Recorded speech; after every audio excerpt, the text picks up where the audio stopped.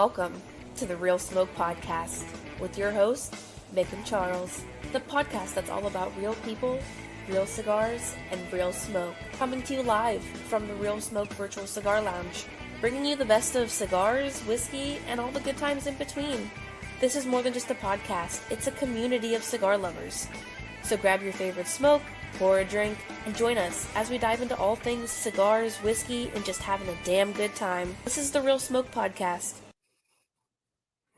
What's up, everybody, to the Real Smoke Podcast. This is episode 16, and we are coming to you live from the newly decorated Cigar Vault Oakdale studio. I am Charles, and with me, as always, is the number one man in podcast land. It's Mick. What's up, Mick? You're muted, by the way. Way to start off. Unmute yourself. I know, you just told me. I was too excited, man. We're back on the air. It's been a crazy couple of weeks, man. We've got a lot accomplished in our 2 weeks off. Oh, it's hey, I don't care what happens tonight. I know I've had a crazy week, crazy day. I know you've had an even worse one. But hey, I'm in a hoodie. I don't have 7 layers on. I don't have a heater over there. I don't have a heater over here. I don't have a beanie on. I'm not freezing my ass off in 14-degree weather. It's actually 68 degrees right now and feels freaking fantastic. So I agree completely. I am back on the deck and not at the Abbey tonight, kind of for 2 reasons. Because I didn't have time to get to the Abbey because of my shitty day, and I was running to get shit done before I hopped on here. And I figured it was nice out, man. I should enjoy the deck and let the geese come back and get some airtime. So Lord, here we are. Not the geese. Well, your geese will probably go crazy. My dog, we have had such a huge coyote problem the last couple of weeks.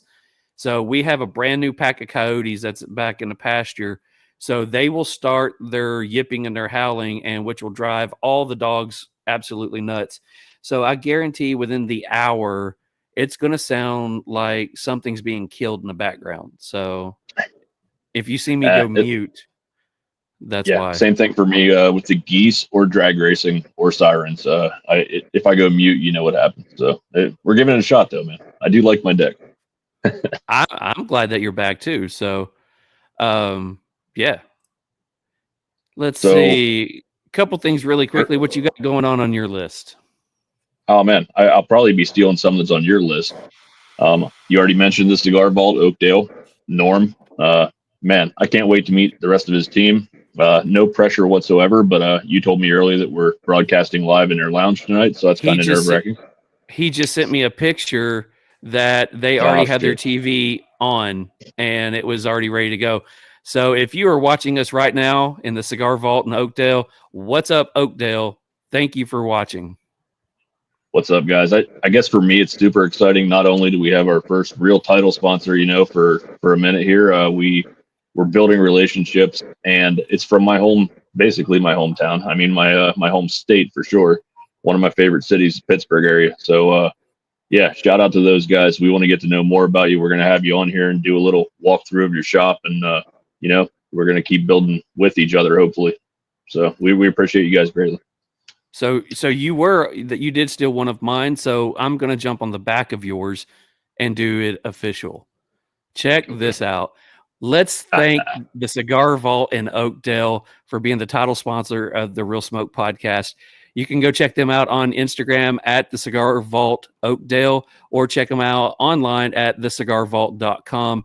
Or if you are in Oakdale, go visit them at 105 Seminary Avenue in PA. If you use Real Smoke when you check out and you get your awesome cigars from them, you're going to get 10% off of your sale. So huge thanks to everybody at the Cigar Vault. You guys are freaking fantastic and amazing. And just a side note to that, we're going to buy pretty much all of our cigars that we can from them on the backside of this for upcoming shows. And their selection is unbelievable. Craft, boutique, everything, nothing too mainline there, man. They're just doing everything right in our opinion. So keep doing what you're doing. We'll support you, man, as well as we can too. So thank you. 100%. Anytime that we are going to smoke a cigar on the following episode, if it is something that I know that they have, I will go ahead and post in our social media that says, hey, we're going to be smoking so-and-so cigar. The Cigar Vault Oakdale has it. Go ahead, go there, pick those up. That way you can smoke it with us. So yeah. So I'm not sure if I stole number 2 on your list, but we hit 4,000 this past week. 4,000. Amazing. And here's the cool part. Female smoker from the UK, the Yorkshire cigar chick. I mean, how cool is it that it's a female from the UK that is our 4,000 followers? She said she was a big fan, and just amazing.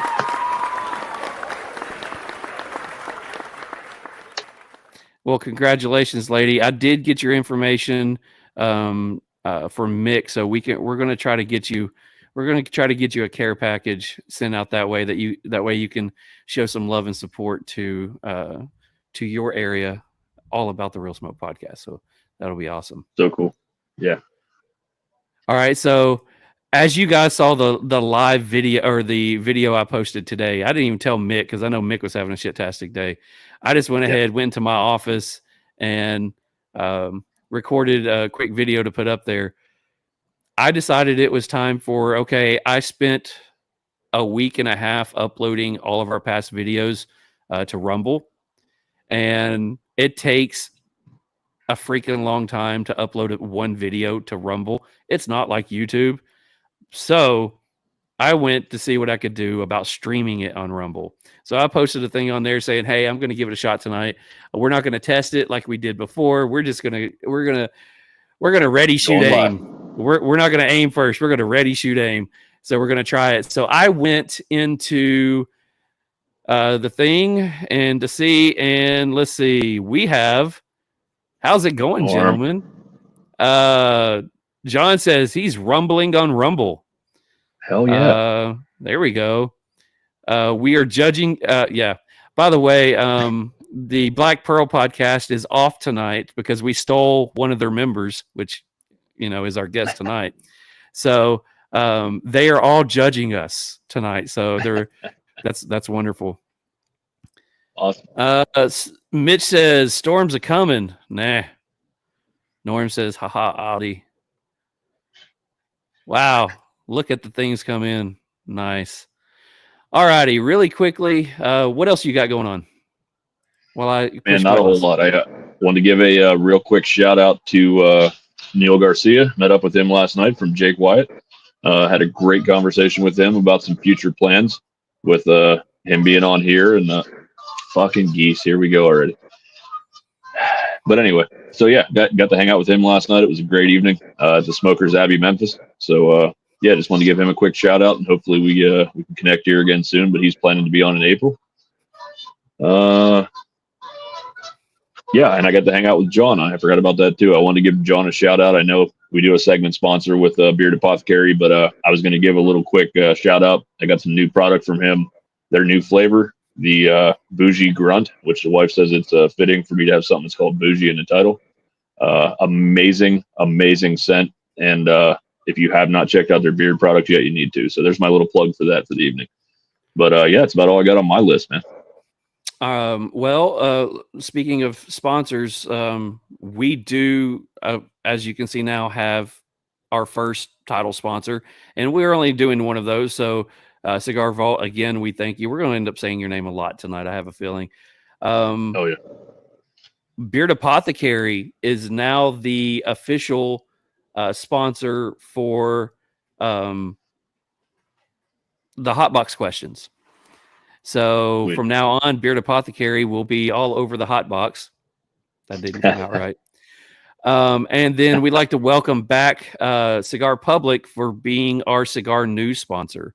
So we have those three sponsors going right now.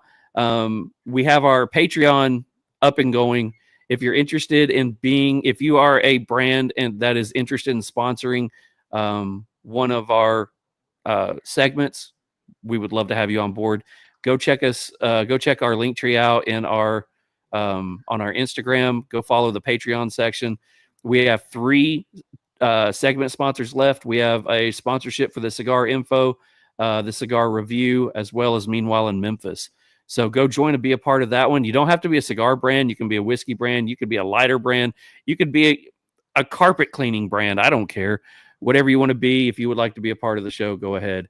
Last thing I need to talk about on here is Hatpalooza. We just sent out our hat from last time. And this week, we got to get rid of the Real Smoke Podcast hat. This week, we are going with our brother, Mo. Mo. This week we will be posting out information on the patina hat. It looks just like this one. It's black with the patina writing on it. Same thing as we've always done. Make sure that you go and follow our Instagram stuff and go ahead and follow the rules to go ahead and enter that one. So, yeah, that's pretty much it. Nice looking hat. It's awesome. I like it. Patina makes some great stuff. I mean, we've got some great brands who are making some wonderful stuff. So really quickly, we do have a couple of prizes to give away tonight. We're going to do 3 drawings. Cigar Vault is giving away 2 $25 gift certificates to their lounge, and Beard Apothecary is giving away this awesome sample box. This is the beard oil sample pack.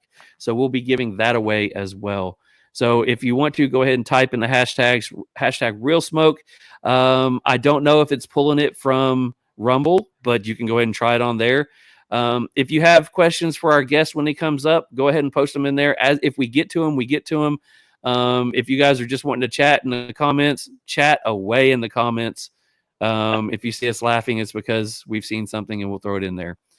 So without further ado, you ready to welcome the man of the hour?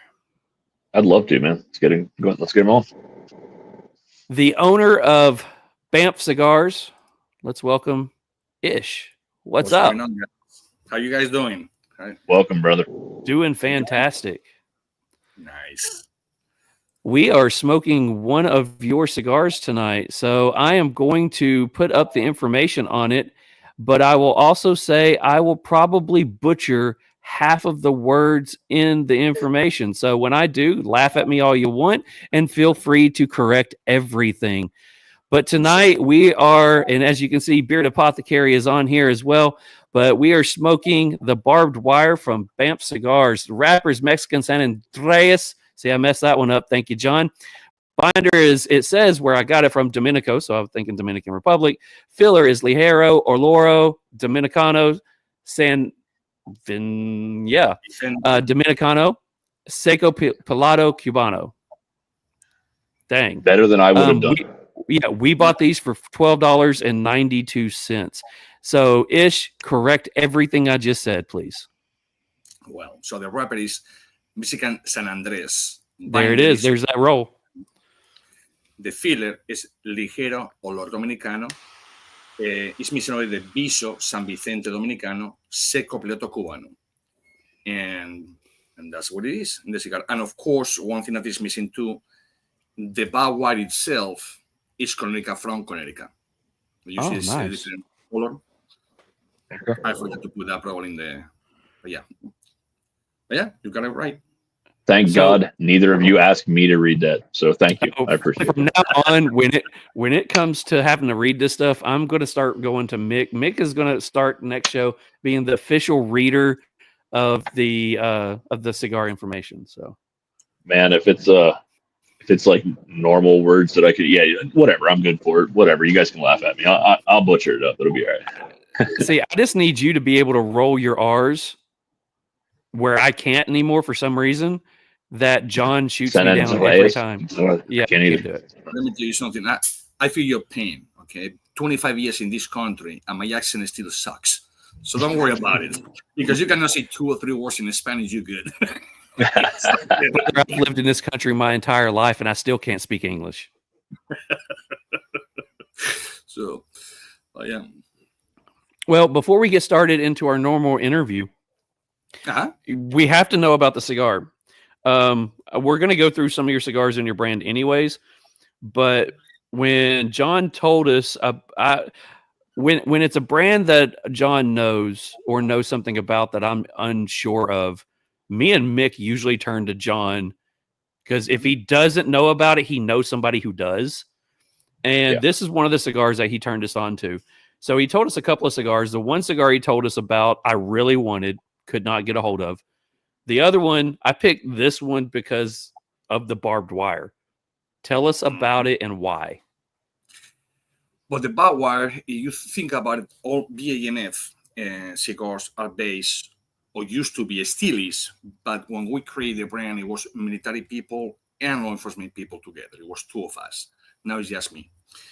And we just put names for the military, ammunitions, whatever it has to do with it. So the barbed wire, when you go around any base, you're going to have the barbed wire. So see, let's do one with the barbed wire. So we start to wrap it around, and we came with that. And that's more or less all the cigar that we have is because of that. We come first with the name, and then we made the cigar. Most people come with the cigar, and then they do a name. We have the name already. In our brain, I say, okay, 12 gauge. So we're going to make it to look like a 12 gauge. 556, green tip. We're going to make it look like a 556, green tip. TNT, like a TNT. So it's how BAMF was created, or was born, just with the names. And then we made the cigar according with the names. Wow. So is that I had to schedule it for later in the questions, but so is that how you came up with how do you come up with the name? I mean, it's it stands out. Anyone who knows your brand, knows your name, I think has been like, man, why that name? We love it. I just need to know why. Well, it was for the barbed wire. When you go to any base, doesn't matter if it's here in the United States or overseas or whatever, bases mostly they are going to have a barbed wire, so people, they cannot go in, and obviously some people cannot go out. Depends the people, if they're the good guys or the guy that they handcuffs, so they cannot go out. So it's like more like in jail that you want to see the barbed wire all around. So we say, it will be nice if we can do something about it, and we create it, and that's where the name came, barbed wire. Awesome. I should have probably been a little more specific. I actually meant BAMF. Like, how did you come up with that? Where did that actually? My apologies. My apologies. Okay, BAMF. BAMF is because this happened late in 2015. So my ex-partner in the business, now just me, but it was my partner. He's back then he was a former Marine for 8.5 years, and a SWAT team over here in Palm Beach County. I still in the reserve. I still active, but I had to do some work and whatever in the military and law enforcement. So we both are military and law enforcement. So when the guy started to patrol around my neighborhood, his father, which is my wife's boss in the dental industry, said, we don't go to Ishes and Carries and stop over there. And the guy said, Clint Surf is his name. Say, but Dad, I'm not gonna knock in nobody's door at 11, 12, 1 o'clock. He said, that little guy is like a vampire. He don't go to bed until 3 o'clock or whatever. So in his break, he show up. We have a coffee or dinner or whatever if he has the time. Coffee, a cigar, and that's how we start. And we said, well, we're smoking cigars every day. And he told me, you blend cigars for many years for many people. Why we don't do our own thing? And it was just spontaneous, let's say, less in the name. And I say, BAMF. And he say, badass motherfucking cigars. And we say the same thing. Say, how you know? I say, how you know? I said, well, Vietnam era, when they came or whatever, they were the badasses. And we can explain second with the same thing. And it was created overnight. The next day, the name, we opened the LLC, and that was it. Yeah. I love it. Man. That's awesome. That was it. So let's go back a few years before that one. We always like to know, how somebody got started. Where did you grow up? Where did you, was your family into cigars? Was that something your dad had been into or something? What was your childhood like growing up? Oh, I was born and raised in Spain, north of Spain, in the border with France, just in the Pyrenees. So being born and raised over there, every single one in Spain, to today's day, everyone smokes. And everyone roll their own cigarettes and their own cigars. Everyone. Then, of course, the most common cigar to buy, if you don't roll cigars, is Cubans, because Spain used to own 50% of Habanos SA. But the people that they want to do something else, they roll the cigars. So I grew up seeing not my father, but just my grandfather's friends running their own cigarettes, running their own cigars, playing with the leaves. And I said, well, and I never paid attention to it. I started to smoke cigars at the age of 15, cigarettes at the age of 14.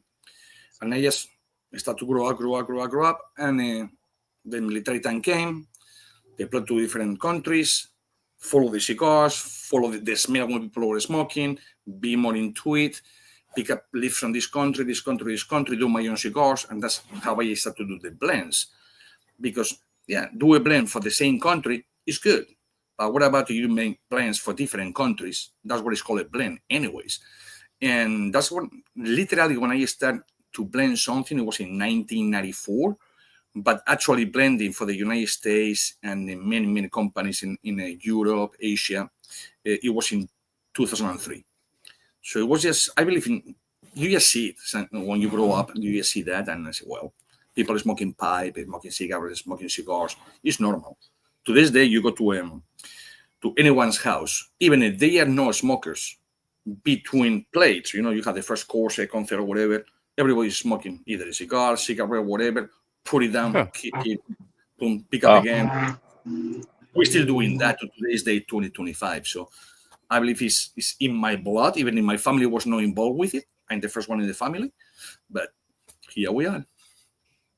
So when did you what brought you over here and what made you decide to stay? I was getting retired for my previous job because I did my 20 years in 11 years. What happened at the, federal jobs, for instance, in the United States, 20 years is the same thing in Europe. But if you travel different countries, you will do 10.5, 2 times or 3 times. So I did my 20 years in 11 years. I was a young kid, and I opened an investigation business. The daughter of my boss or partner, however you want to call it, lives over here in the United States. I said, oh, you had to meet my daughter. I said, no. The mix, place would work, whatever, blah, blah, blah. But it happened, and then he tried to put me in a balance. So what are you going to do? So I do it again and say, you are putting me in a balance? I said, see ya. So I took 3 months off to come over here to the United States. That was July 1999. Well, 25 years later, and still. So you came over here for vacation and just 3 months to stay. Wow. For 3 months. And I saw it's when people say the land of opportunity, it is if you do things by the book, legally and with knowledge, and it will be. And you will make money, you will be successful, ups and downs or whatever. So that's what I did. So I came over here 3 months, I went back, then I came back again. I said, well, what I had to do I tried to buy a house. They told me, okay, what is your social? I said, what do you mean my social? Because social security number in Spain means your doctor ID number.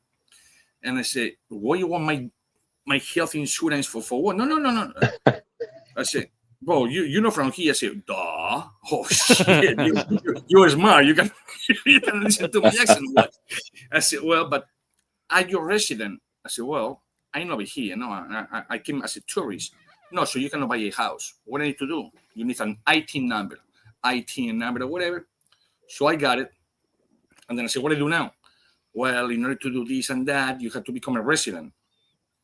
I went to immigration. People will say, knocking the door, open the door, went over there. Excuse me, sir, what are you doing over here? I have some questions. About what? I want to be a resident. I said, well, so are you illegal? I said, no, I'm a tourist. I want to become a resident. So they made me the paperwork, fingerprints, whatever. 6 months, I had my whole thing, the whole paperwork done.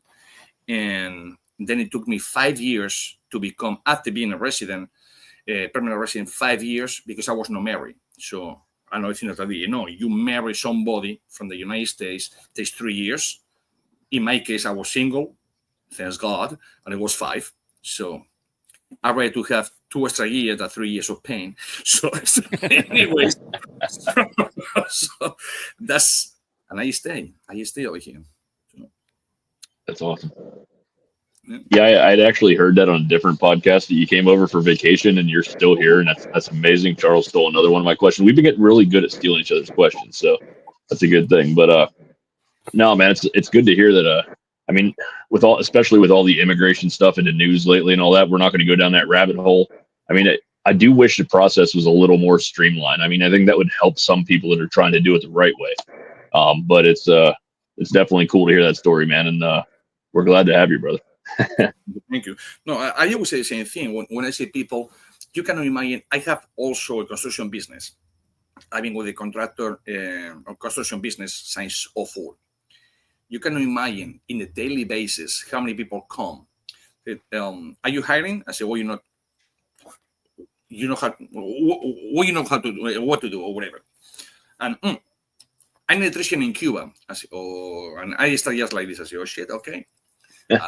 He's gonna burn my building. I say, okay, but okay. So okay, no problem. Social? No. Under the table. I say, hey, ain't happening, buddy.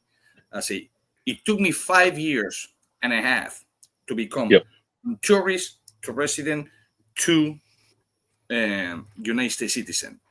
I pay my dues. I pay my attorneys. You want me to pay you under the table?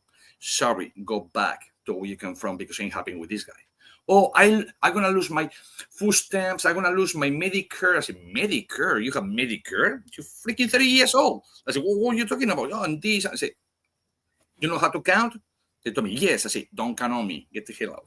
Oh, No, damn. I will help you. I love it. Yeah, if you're doing things legally, I will help you 100%. You try to be sneaky, ain't happening. Sorry. Amazing. Okay, so once you get over here and you're what got you into well, I guess you talked about meeting, a guy coming over and you guys talking about, the new cigar brand. Once you guys figured out that you were going to go ahead and you were going to start BAMF, where did you guys go from there? We start the line, but I didn't have a factory yet. So we just met this guy.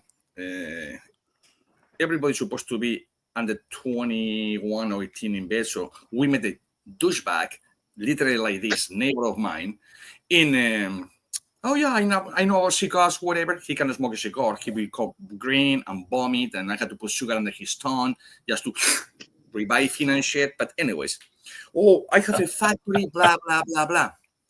Mistake.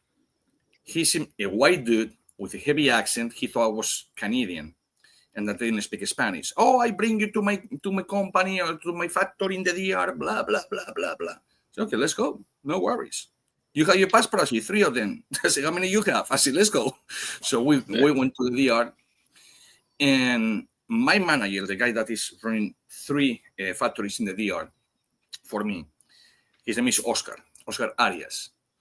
And we only talk, remember, back then it was no, FaceTime or nothing like that. We're talking 03 and all of that thing that I've been dealing with him. But this happened in 2015. So I go over there with the guy. He bring me to something that can be like a pub, kind of like a weird chickens walking around and things like that. 3 tables and I don't know, like a 10 pounds of tobacco and people rolling. I said, this is my factory. I said, oh shit, man. And you want to make my cigars? I said, our cigars? I said, oh, we fucked. I said, well, and the voice, I recognize that voice. That's Oscar. So the guy come and say, Oscar? He told me, I recognize that voice. Ismael? Ish? I said, yeah. He told me in Spanish, don't believe nothing about this guy. He owes money to everyone, blah, blah, blah, blah. This is not his factory. I pay renting for this establishment, blah, blah. So I got him right in there. I say, oh, you paying rent? Yeah. You know what?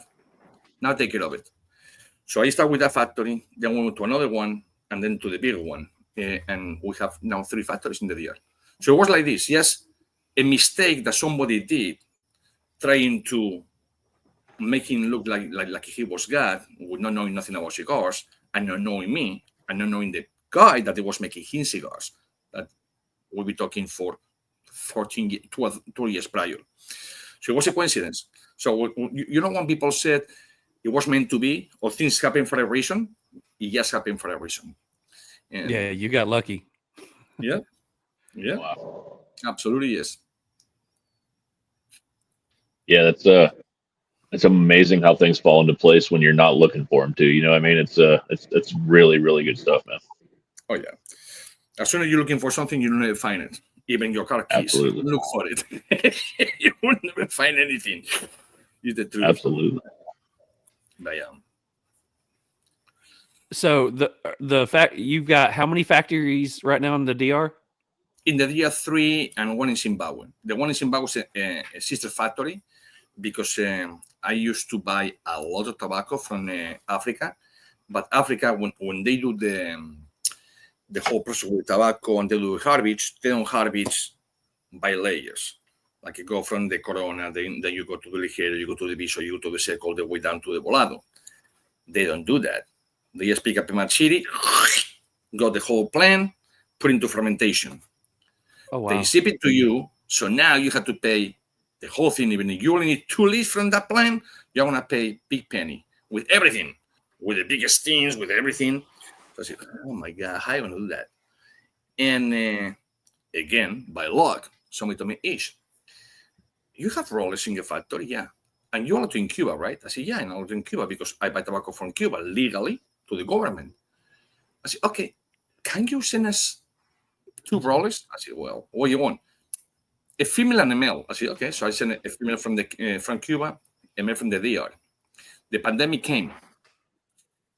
I said, oh God, what are you going to do with these guys? Well, long story short, they get married and have a baby. So they went over to this to roll. So I said, okay, you know what? Whatever you need Connecticut, we send to you. You need whatever, Piso 2020 from the DR or Nicaragua, we send to you. But the African, you send to me. And we just became sister factories, per se. So actually, It's 3 factories, or 4, you want to call that one, but we just help each other. They don't pay for nothing on mine. I don't pay for nothing on them. We interchange, and we travel, and we meet, and do conferences, and things like that. So, yeah. So the factories that you have, how many rollers are you using in each one? We do by pairs. One guy, it will be bunching on the. You imagine a table like in a school, back in the school when you're in Right. I don't know how it's in English, but the little table. And one on the right is going to be doing the bunching. The one on the left is going to be doing the roller. So Okay. it goes by pairs. I have 120 pairs, so it's 240 people in the big factory. Only as needed. Sometimes if you need, you only have 8 people rolling. Sometimes you need more people and you bring the 3 factories together. But to put in perspective all the factories and all the people involved with the tobacco, with the selection, classification, bunching, rolling, is almost 400 people that you had to pay, or I had to pay every Friday. So Dang. it's a few. It's a few people. Just a couple. It's a couple. Yeah.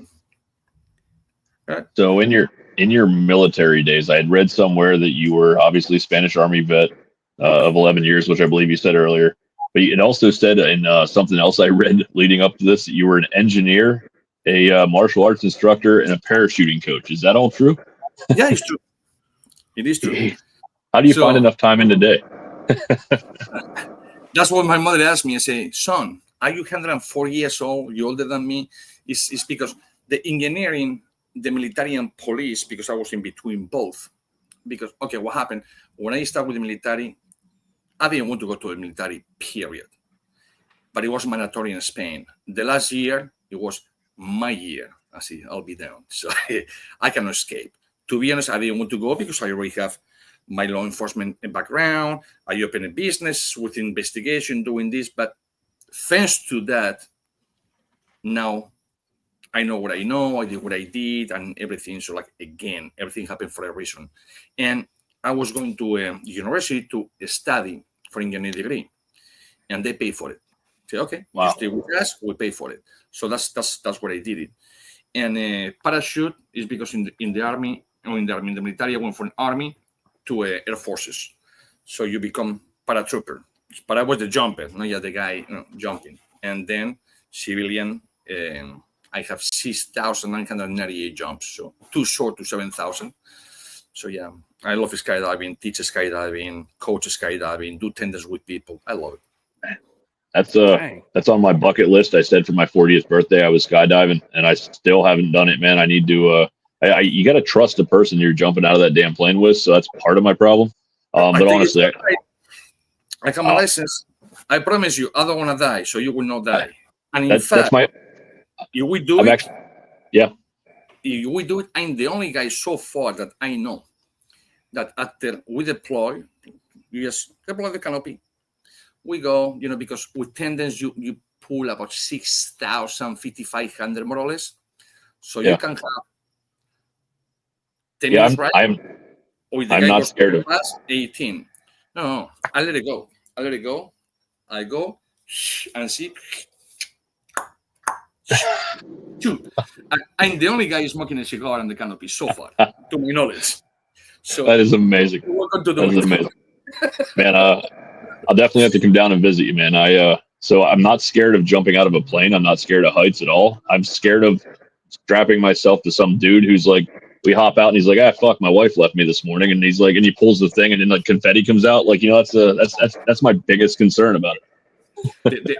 The only thing I have no problems, but it was, for me, it was fun. Is that when they bomb it, is people that they're not sure they want to jump or whatever, and 2 or 3 hours prior, they say, okay, let's do a shot of tequila. 1 comes to 2, 2 comes to 3, 3 comes to 4. I say, guys, you drunk, you cannot jump. No. Órale, manito. I say, Jesus fucking Christ. I say, no.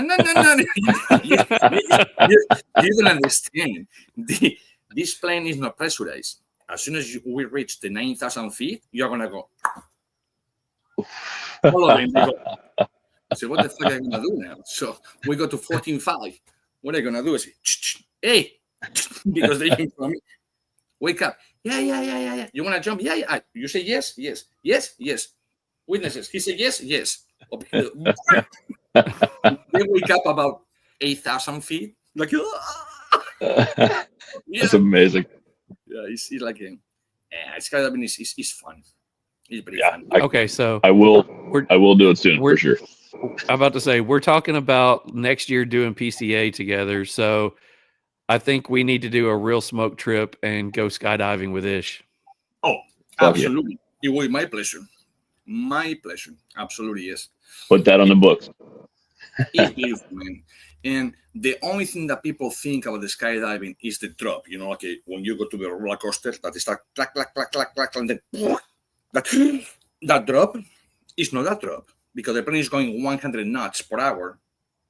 And when you jump, you generate 100 knots per hour. So nulls one to the other. So you're like, yes. Now, in the video, sometimes you don't even want to see the video because you're going to. But again, that's physics. It's nothing. It's nothing that you can do about it, But it's fun. Absolutely. So Mick said that you were a martial arts instructor as well. Yes. What type of martial art? I started like every kid, I guess. I started when I was 3 with karate. Then from karate I did taekwondo, which I like it from the stability and elasticity and flexibility. But it's so much that you want to go over here, you cannot control and you go all over the fucking place. So then from that I went to a full contact. And then where I stay always, it was kickboxing and Thai boxing. See, that's it. You just hit me in the feel goods because when I said earlier when we were in the green room talking, I just got home from work. I teach Taekwondo and kickboxing. Well, you see, for instance, now it's a question for you. You rather to teach kickboxing to one guy for the street that never did anything, or to a black belt in Taekwondo? I would rather teach anything to anybody who doesn't know anything. Good answer.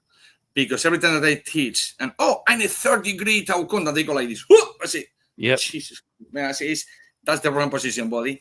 Yeah. Here. Yep. Yes, here. Cover, fold it up. They can. So it's easy to teach somebody that doesn't know a thing.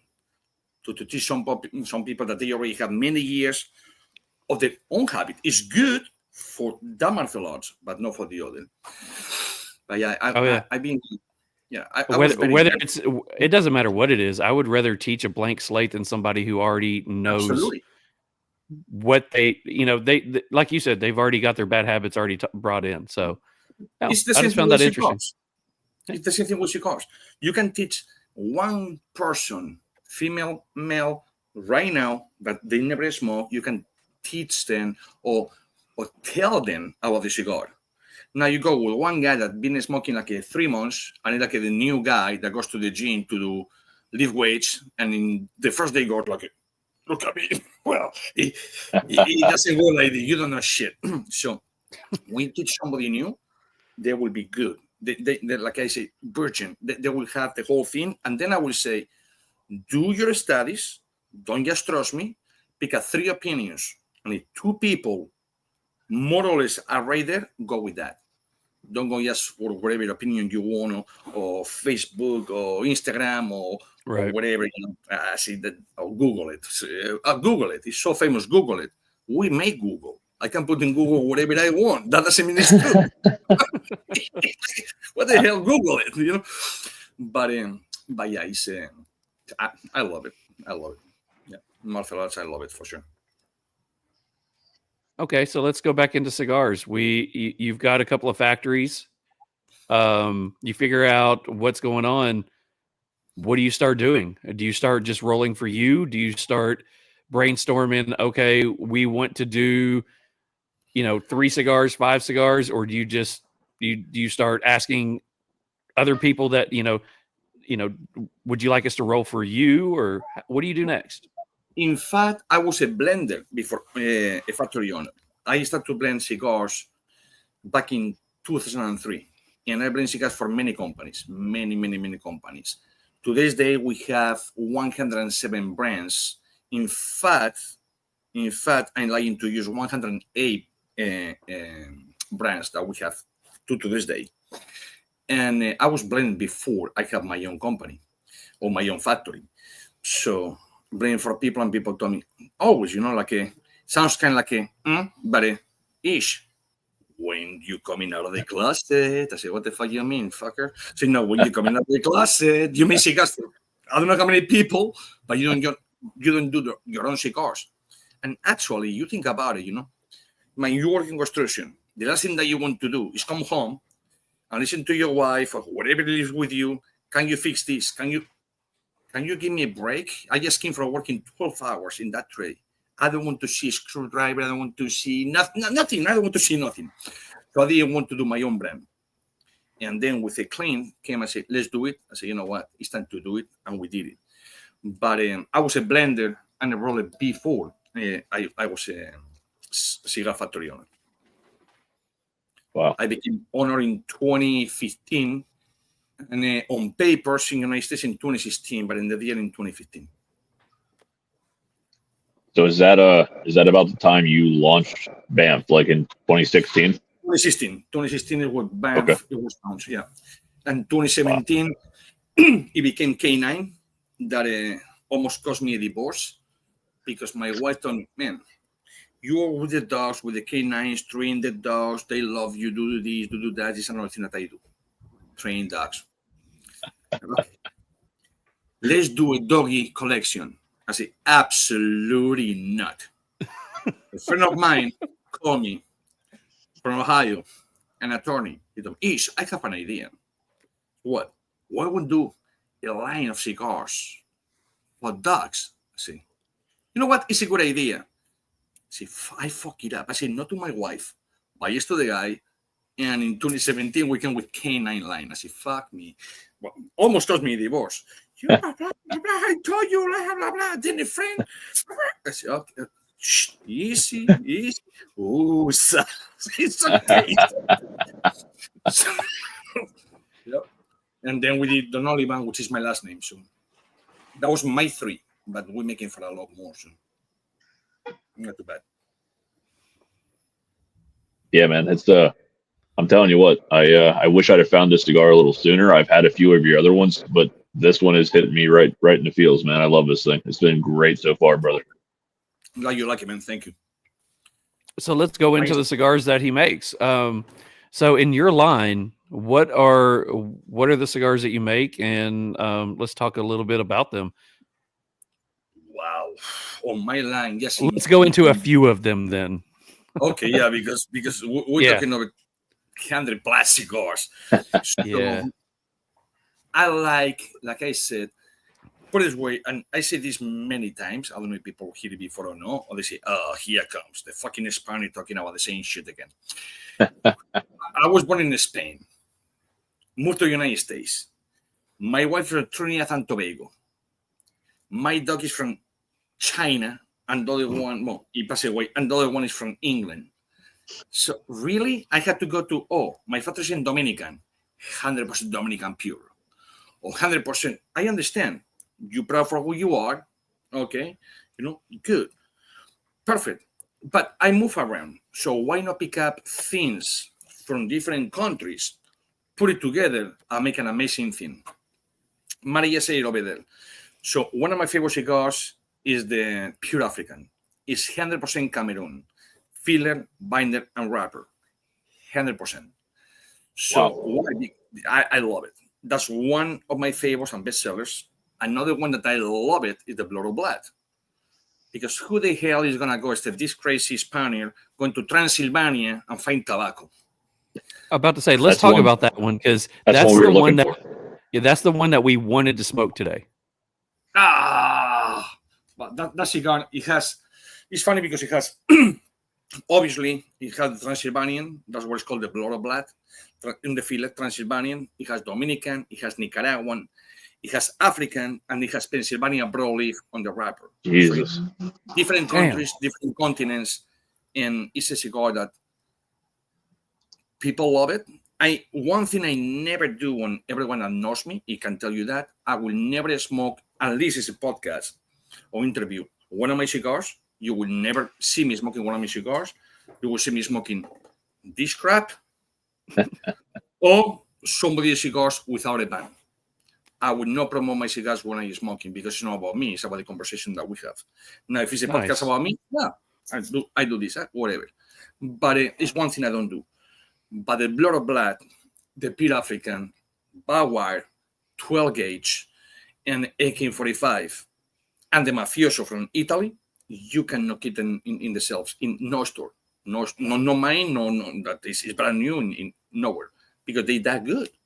It's not that it's, I don't think that is because people think, it's good. It's because it's different. It's different, For instance, you go to a beer drinker. I like Budweiser. I like Heineken. I like Guinness. And you never change. Cigarette smoker like myself. I've been smoking this for what? 38 years already? Boom. Winston. Okay. I will not change that. I like that thing. I don't change. But in cigars, it's 1 hour and a half, 2 hours. You want to know to have the same thing for 2 hours. Can you imagine have 7 pounds of a steak? I love a steak, but if I have to eat 7 pounds of a steak for 2 hours every day, I'm done. I don't want no more. So Right. Cigars, you want something else. And that's what I'm looking in the cigar, just to change the flavors every time. And that's what people like it, because they cannot put 2 and 2 together, because it's not that easy. Because in this case, it's not 2 and 2, or 2 plus 2 is 4. It's 1 and a quarter and half point and 7 quarters, and because it's many different countries, and it's what it makes the cigar a little more appealing, a little more new, a little more, oh shit, this is not a typical cigar per se. I believe it's that, but that's my opinion. But I believe it's that. That's something I look for every time in a cigar, is that roller coaster. I want changes throughout. That flavors. I want that changes throughout, and it's awesome. I will say that Blood of Vlad sounds like something I have to find. I know it was sold out at the time we tried to find it, but it's something we have to find. Yeah, that'll be definitely something that we get our hands on, and we have to, whether we just do an Instagram live, but we've got to smoke that one together and experience that one. Because what made you decide to use Transylvanian tobacco? Because who the hell knew that there was Transylvanian tobacco? Not many people. Again, I travel and I work, and not travel. I've been by working for my jobs in 69 countries. And when people go to, for instance, my wife or my friends or whatever, let's go to Spain. I say, yeah, I was born and raised already. Like, yeah, let's go to Spain. I can show you around. First thing that people want to see, the cathedral, the night churches, the museums. I say, fuckers, go online, check it, and you see the picture. You don't have nobody around you. You don't have to spend nobody freaking RP. Just look at the pictures. What I look is, let me go to a winery, let me go to a farm, and let me find something new. I don't want to spend 10 hours of the day. Yeah, we've been in Picasso Museum. What the fuck? Why for? Just why? Just why? Why? Oh, it was only 75 euros to see what you can see online. You can even touch it. It's not like you want to say, hello, Picasso. It's the same thing that you see. I don't get it. So I want to go to something that I can touch and I can do something with it, create something with it. So when I was in, now it's called Romania, but Transylvania it's part of Romania. I went over there and people don't understand the agriculture in Romania is the number one money coming to the country. And it's a few farms just for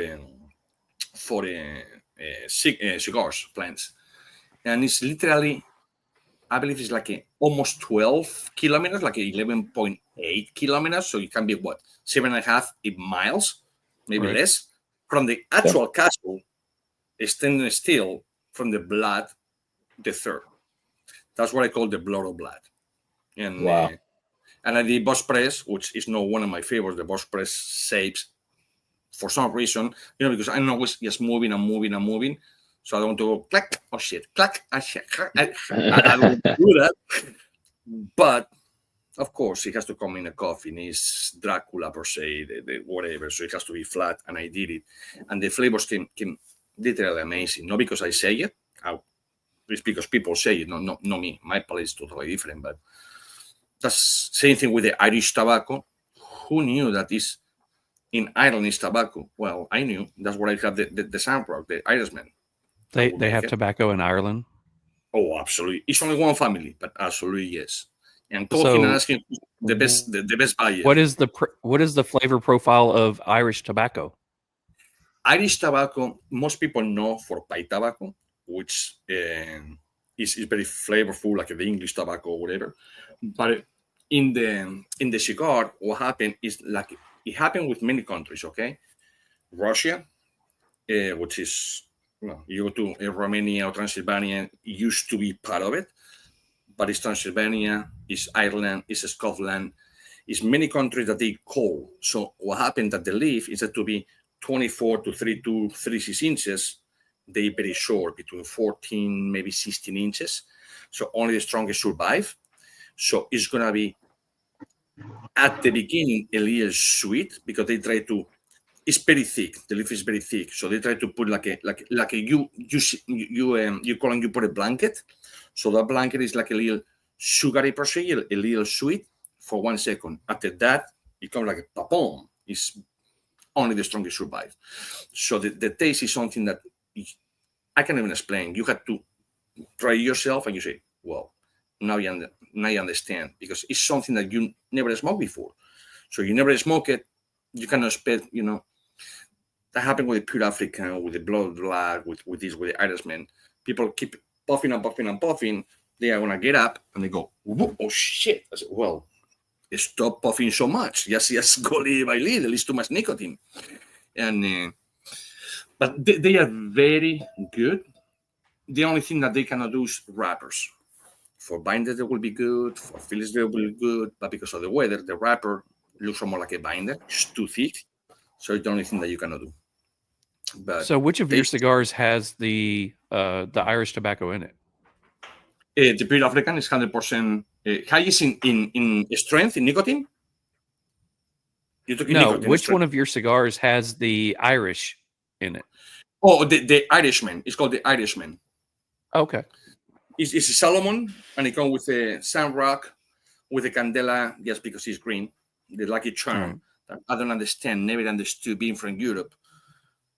Irish are the most unlucky people in earth, but it's the Lucky Charm. It's, in your history, they're not lucky at all. At all. You know that. Yeah. But, half of my family's Irish, the other's German and English. So yeah. So you know what I'm talking about. oh yeah. You know, so you were talking about, you know, Mick was talking about, you know, the different flavor changes, and he, you know, that's what he looks for in a cigar.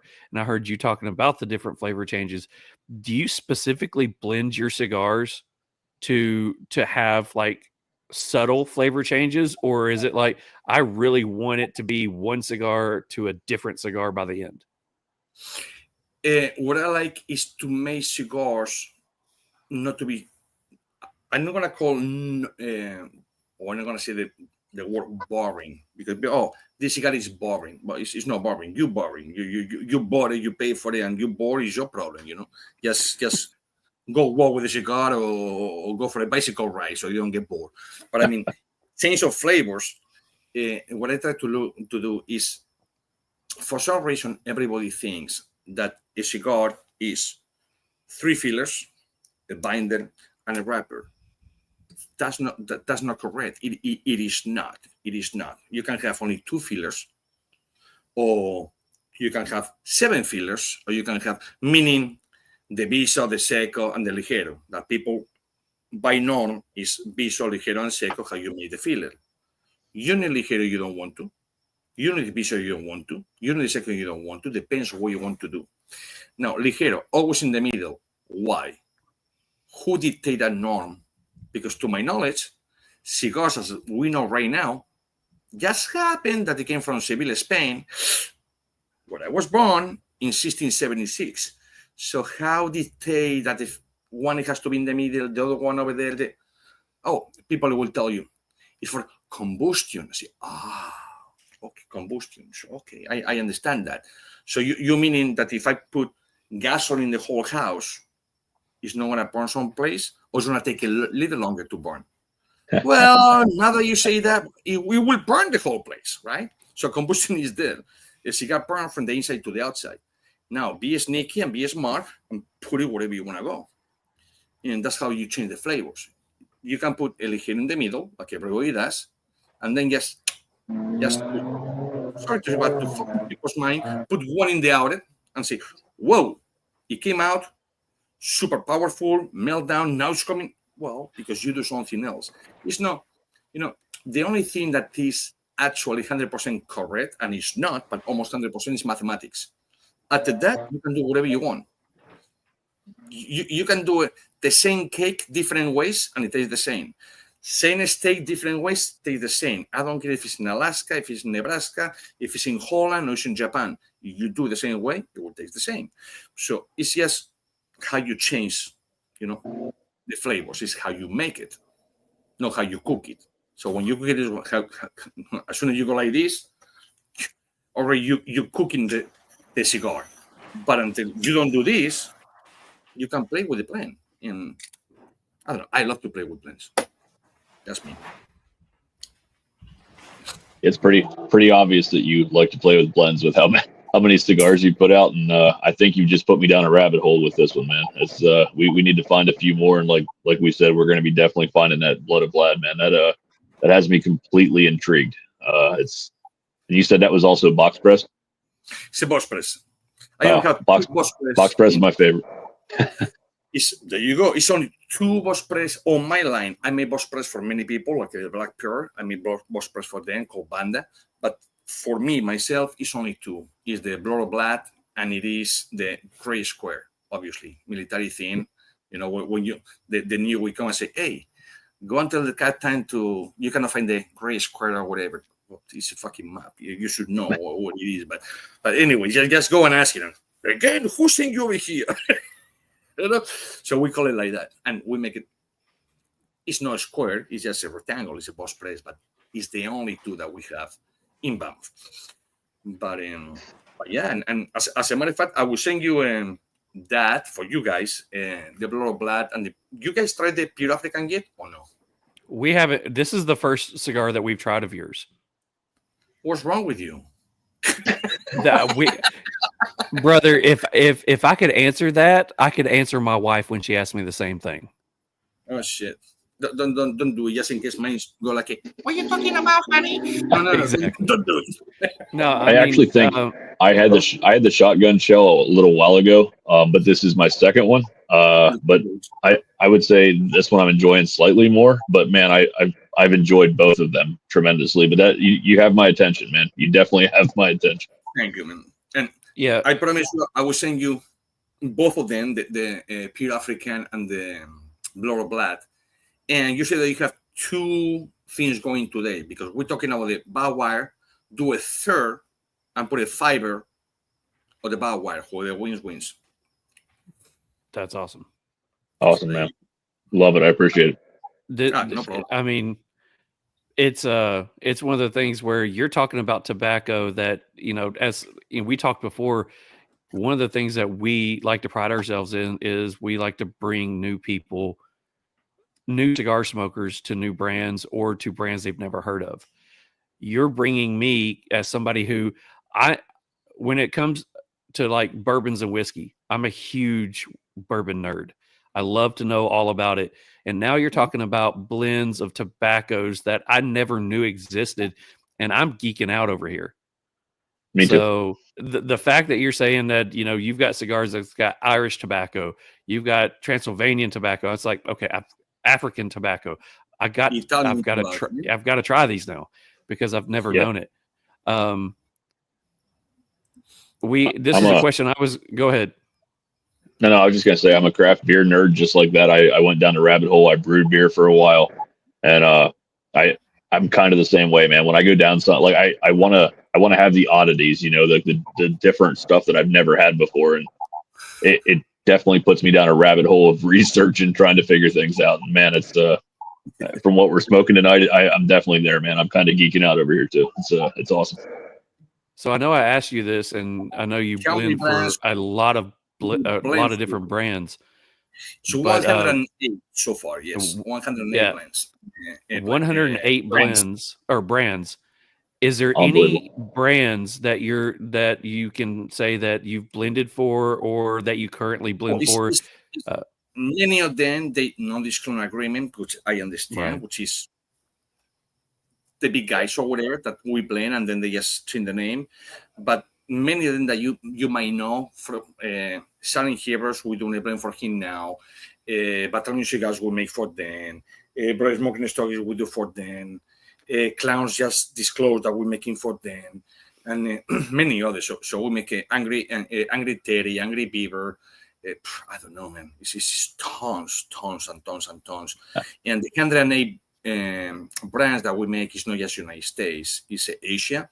We make for about 25 people over there. Europe, we make for about 35 people over there as well. So it's a lot.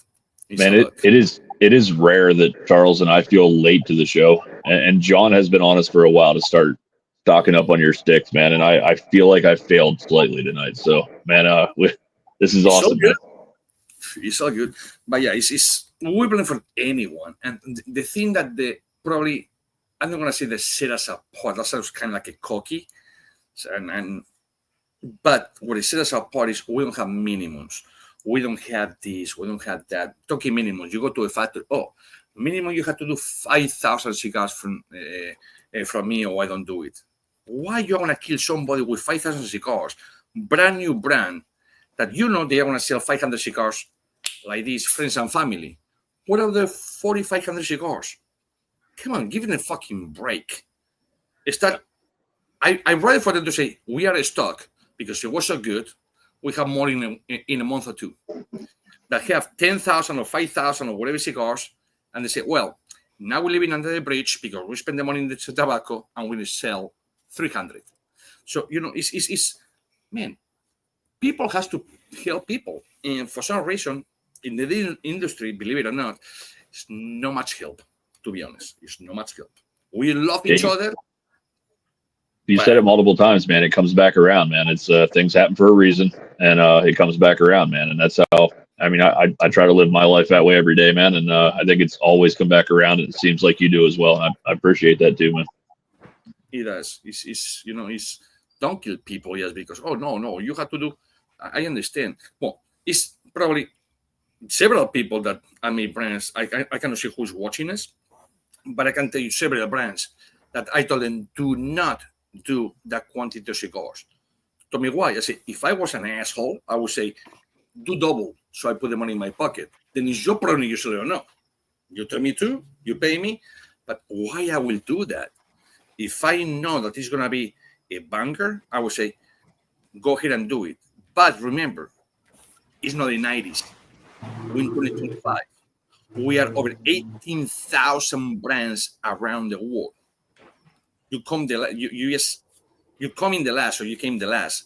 So it's another 17,999 brands before you. So yeah, your friends are gonna buy your whatever. If you're law enforcement. If you I don't know, paramedic, your paramedics. If you, I don't know, school teacher, your school teachers, friends and family. And then,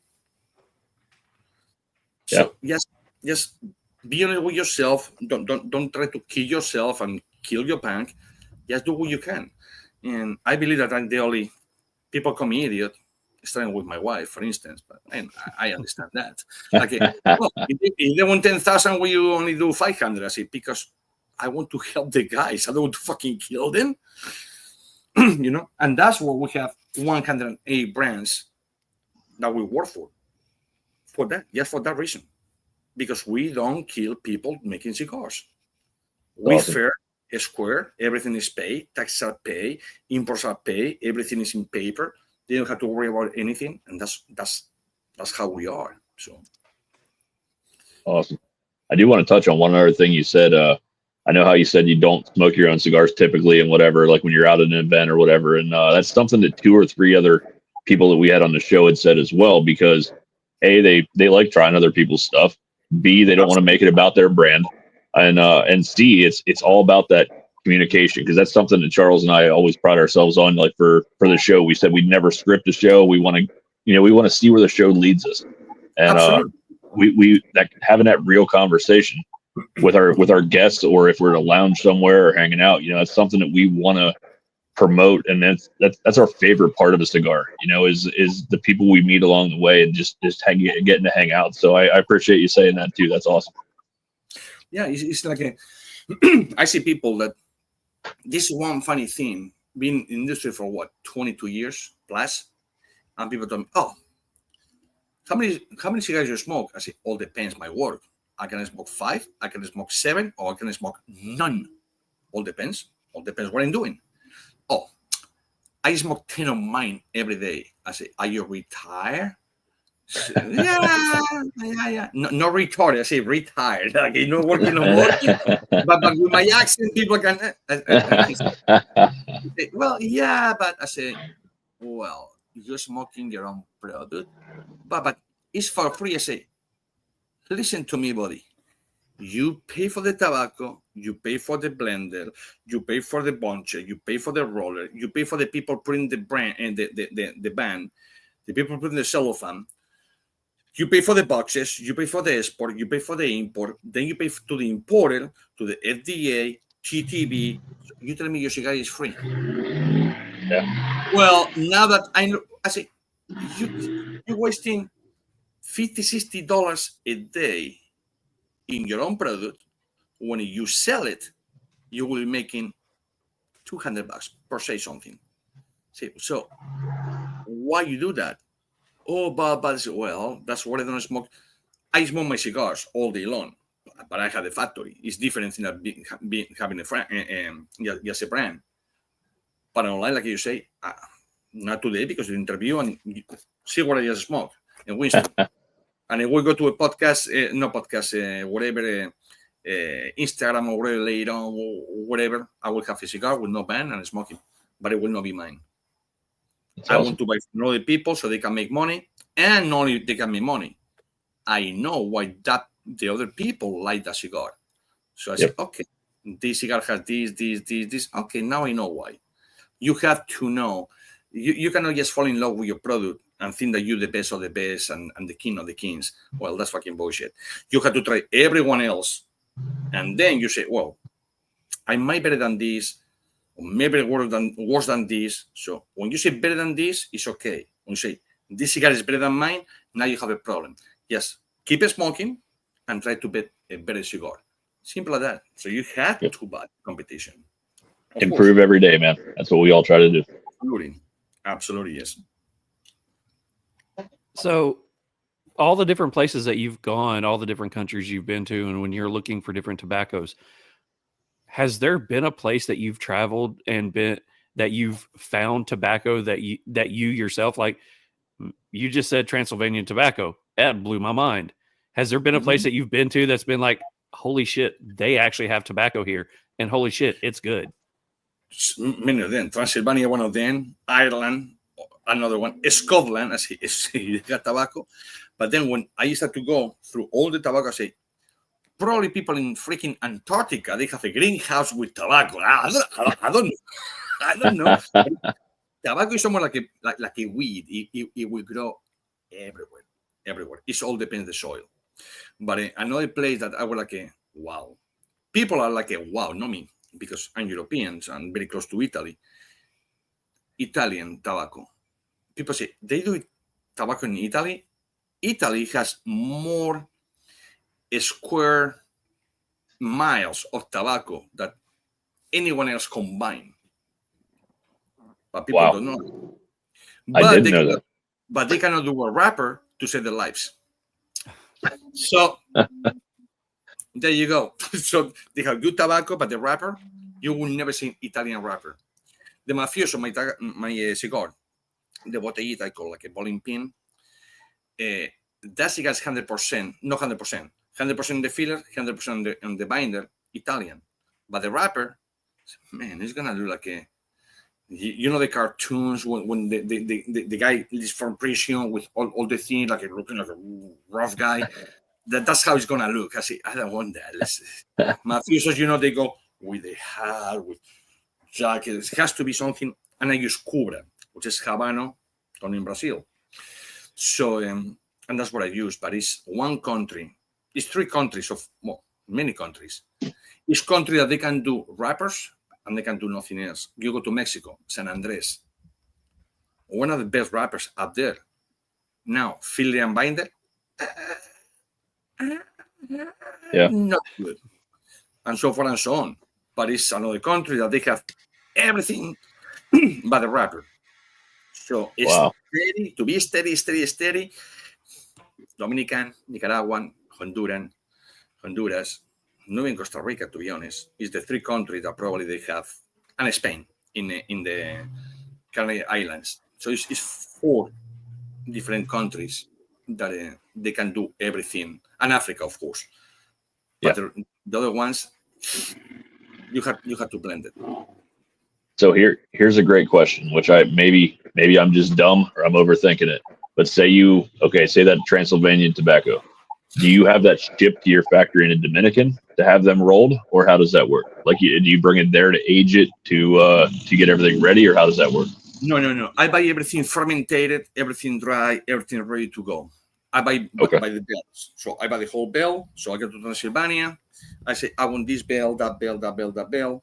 They put the bells down. I never go like this, or like this, or like that. That's a mistake. Just go like when you play in, I don't know, crisscross, or you just go like this and like that. I don't want nothing that, it could be the same. Give me this, that. So they bring the bells. I take one leaf. I roll the leaf back itself. I light it, smoke it. Give me the other one. And when I have like a 3, 4, 5, 6 bells, whatever I need, I say, I want this, and that. They ship to the Dominican Republic. Okay. And then we roll the cigars over there. Okay. Yep, that was my question. I didn't know if you rolled everything. This, like, I don't know. When I think of a tobacco being from a certain region, you think of it maybe being rolled there. But I guess if your factory is in the Dominican, you kind of have to ship the bales to you. So I wasn't sure how you bought that and how it was transported. Well, the same thing that I do with Cuba. Probably I'm the only guy. Well, when you see undisclosed, maybe somehow, which I doubt it, but they can have a Cuban tobacco, whatever. And either you from Spain or China, you're not buying Cuban tobacco, period. Don't matter what people tell you. I almost thought that obviously it will not happen, but that I'm going to end in freaking Guantanamo Bay.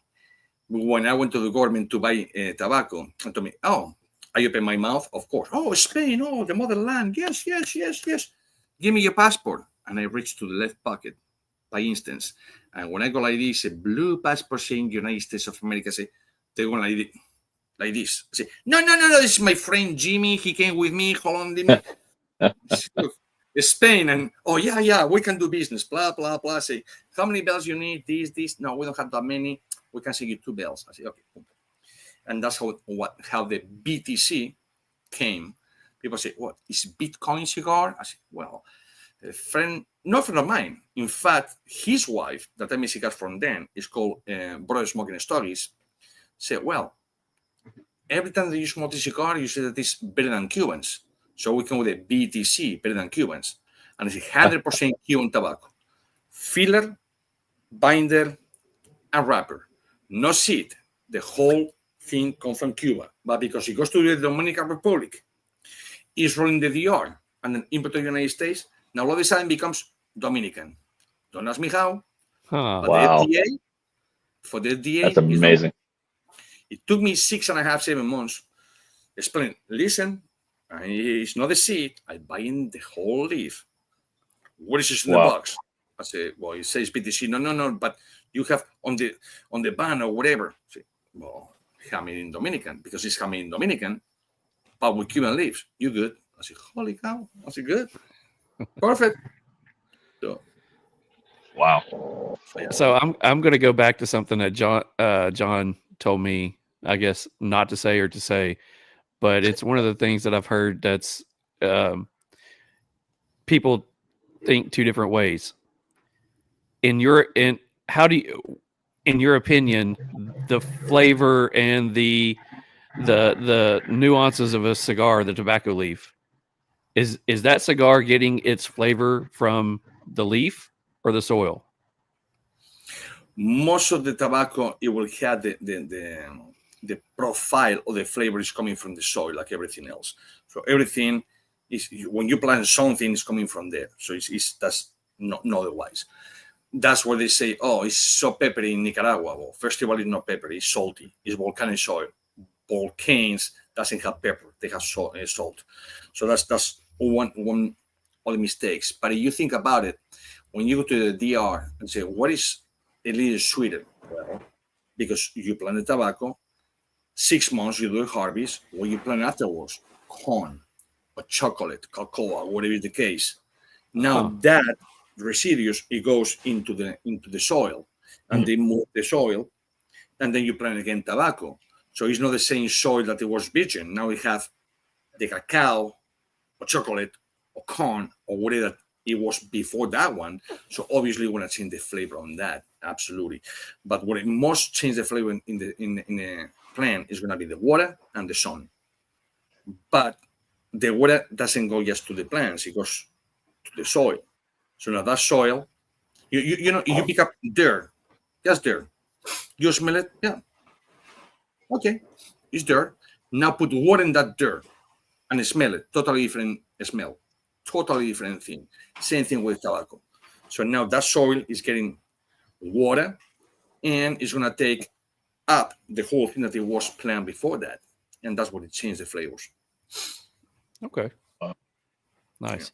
So, do you have a tobacco that you love to work with? Do you have a favorite one that, you know, if you're blending something or you're wanting to try something for either a new brand or you're looking for something that you're probably wanting to do for you, do you have a tobacco that you tend to try first?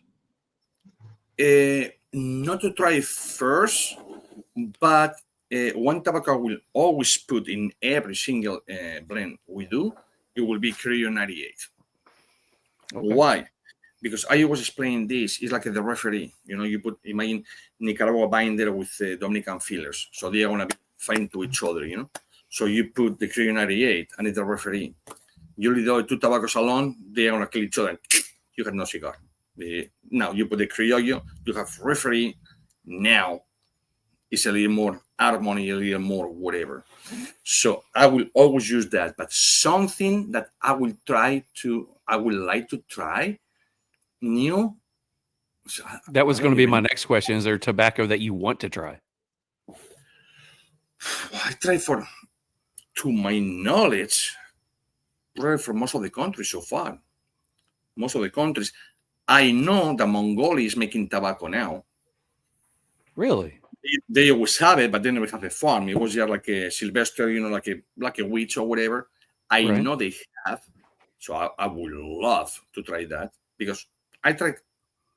We have tobacco from Turkey, England, everywhere, Netherlands, Spain, Italy, you name it. There's many countries, but Mongolian tobacco I never tried.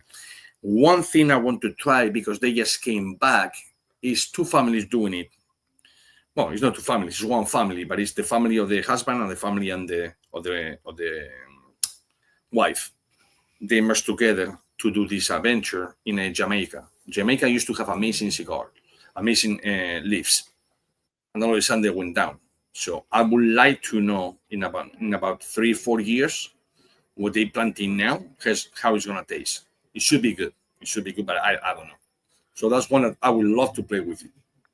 All right, so let's go to the opposite end of that. Is there a country that you have tried? You keep trying the tobacco, and you're just like, yeah, this tobacco is no good.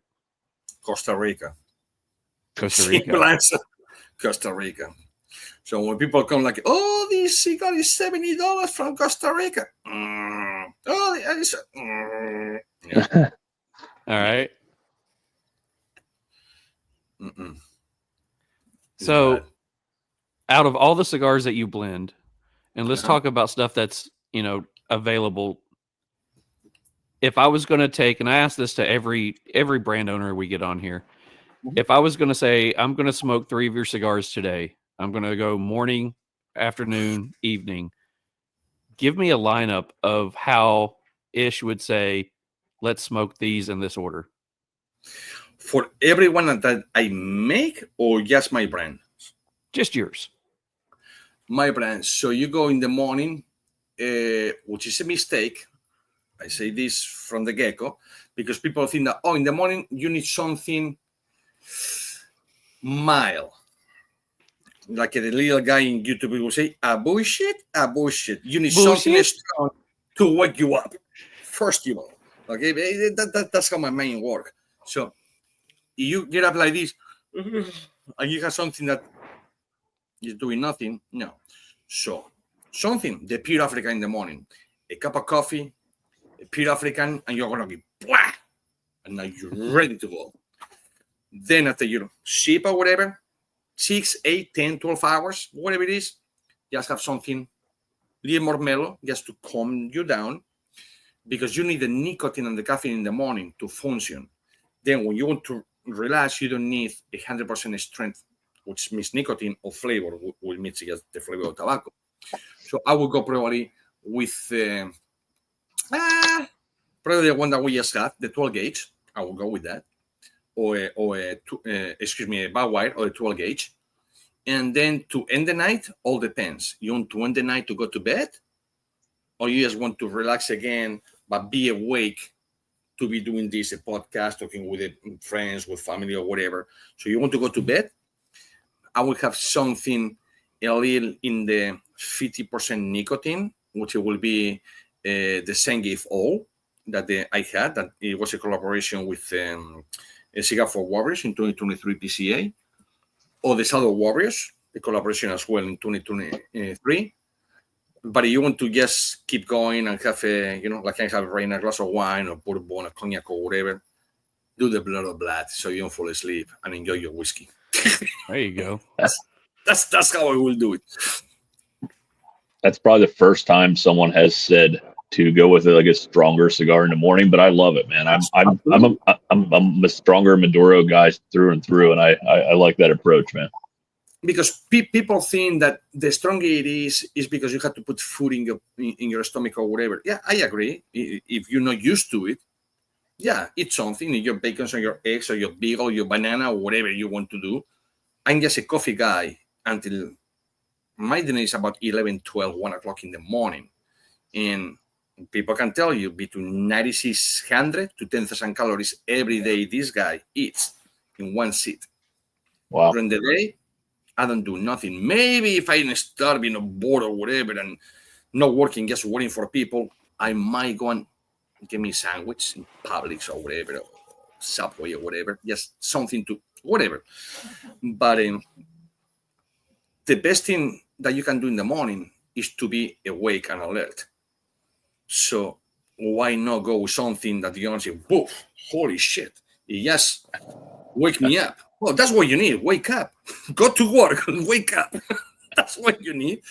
But for some reason, you like the people, it's fish, white wine. It's meat, red wine. What about if I like yes all the way around? It's you have to have your own mind, your own preference or whatever. But why everybody drinks coffee in the morning? Caffeine, right? To wake up. Yep. Don't smoke something that is going to kill the buzz. Just go with something that goes up. Well, see, I completely get that, because the last time I went to visit some friends out in Chattanooga, they have a lounge out there. It was 10 o'clock in the morning, and so I pull in out there and go out there. I walk in the humidor with them. They're like, "What do you want to smoke today?" It's on me.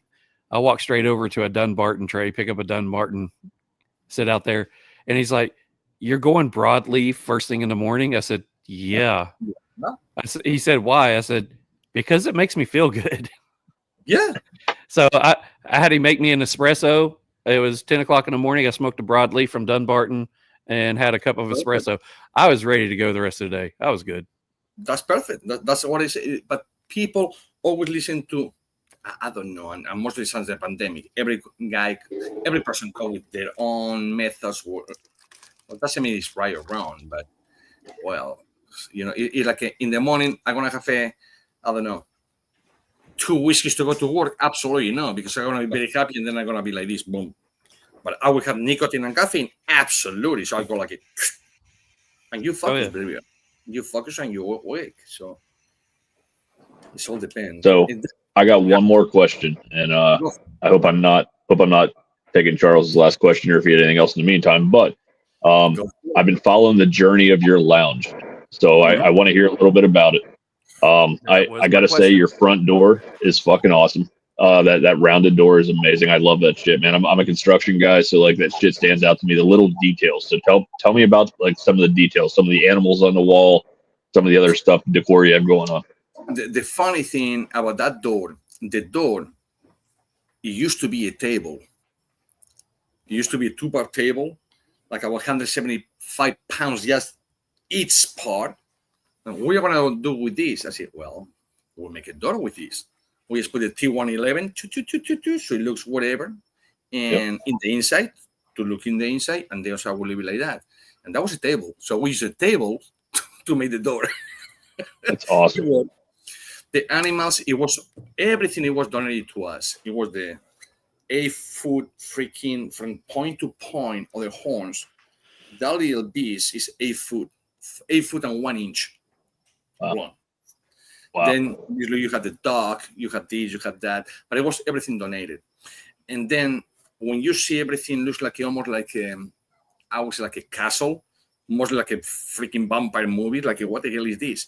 Well, you want to see made in Canada. I don't give a fuck if it's made in Canada, in China, in New Orleans, fucking what, I don't care. It was for free, looks good, and we put it in there. And it was just slate tires for the roof. We just put it on the walls because you awesome. that great color, that thing, whatever. Then everything that we did, it was for things that we have in storage for years that we never thought. Like a little bar. That bar, it was destroyed. I said, you know what? Let's put a little all English on it. Let's polish it a little, blah, blah. And it became like, what the hell? It's nice. Everything in there, it cost nothing. It was everything in storage. It cost at one point, I'm talking 20 years back.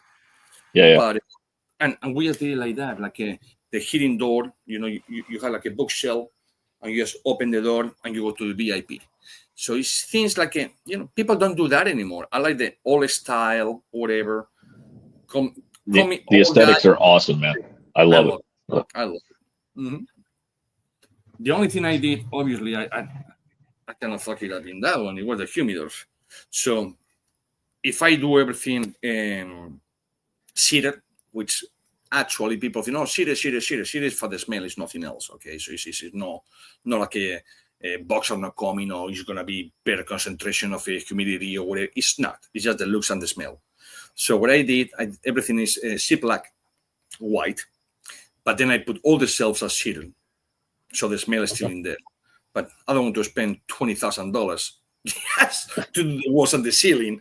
Yeah, because I have seated. Well, I have in the factories, all the rooms are seated, so they're already coming for seated, and they're gonna sit in the seated itself.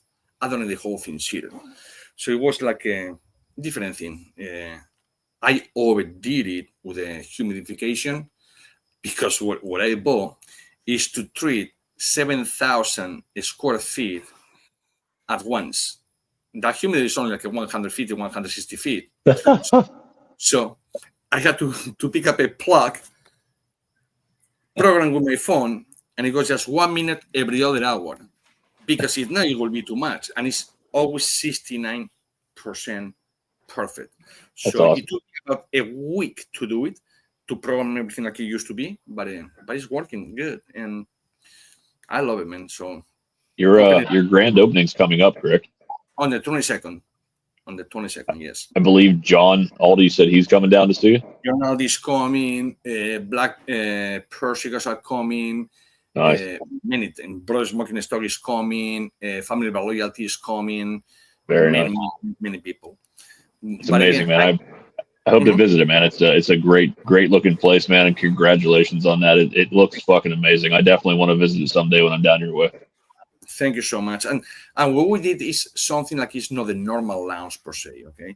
You will not find Padrons, Fuentes, Fernandez. I'm sorry, I love them to pieces. They are my friends, but they already had the bank very good.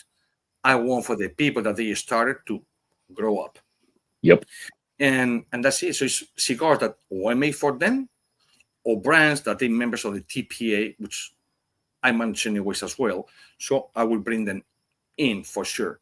But I want for people, remember, we are in the Polo Club. The Polo Club is only 1,200 houses in the inside, because you get a community. You have 17 billionaires and the rest are freaking multimillionaires. Those cigars are going to travel all around the world. Wow. So what best to, when one guy come from here and go to China, because they come in the Polo Club, or Japan, or even Argentina or Spain or France or Germany, and they go with the cigars. Say, oh, where you have that? Oh, I have it over there. So now the cigars are going travel around the world. So that's what I do. That so it's no because you don't have Davidoff? No, you want me to have Davidoff? I can have it for you, no problem. I will do it because of the heck of it? Absolutely not. I want people that they small to succeed, and those guys, they pay good money for it, and they sell cigars, they buy cigars every day, and that's it. And then you have the winery. We have a brewery inside. We made the beer inside the lounge. Oh, wow. Then you have a freaking, 60-something feet long by 30-something, a wide pool, swimming pool, with all the tables over there. You can smoke, you can do whatever. So that's what I say is not a normal lounge, because or you go over there because you go for that, or you don't go at all. So it's one or the other.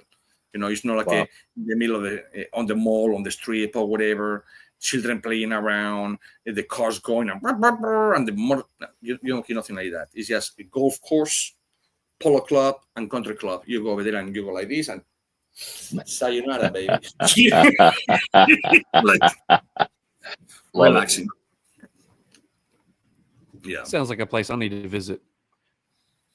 Yeah. Well, we we usually end our show with every guest with doing what we call the hot box questions. 10 random questions that you can answer as freely as you want. Some of them make you think, some of them are just fun and go out there. But before we do that, got to take care of the whole business, and this is somebody you know very personally. The hot box questions are now sponsored by our friends and family over at Beard Apothecary. Beard Apothecary is a small business dedicated to crafting high-quality beard care products made in small batches to ensure freshness and attention to detail. Proper beard care is essential for maintaining a healthy, well-groomed beard, and using only premium butters and oils is crucial.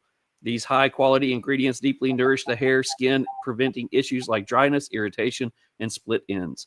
Beard Apothecary is committed to using only the best natural ingredients, ensures that your beard stays soft, manageable, and looking its best. Come check them out at beardapothecary.com or on Instagram at beard_apothecary. Your beard will thank you for it. So our brothers over there, and by the way, anybody who is watching us, remember, you got to be live to win. We're going to do it right after this interview, but we do have a gift pack from Beard Apothecary to give out tonight, as well as 2 gift cards of $25 from our title sponsor, the Cigar Vault over in Oakdale. So let's go ahead and start. And don't forget the 5-pack of barbed wires as well. Oh, because we're going to do a 5-pack of barbed wire as well. I'll put that on the list. Awesome, man. Thank you, sir. All right, guys. Let's jump into some hot box questions. Mick, you always started us off. Let's do this. All right. Do you have a favorite sports team? I do, and it's the Atletico Bilbao in soccer. We call football in Spain. But yeah. Yes.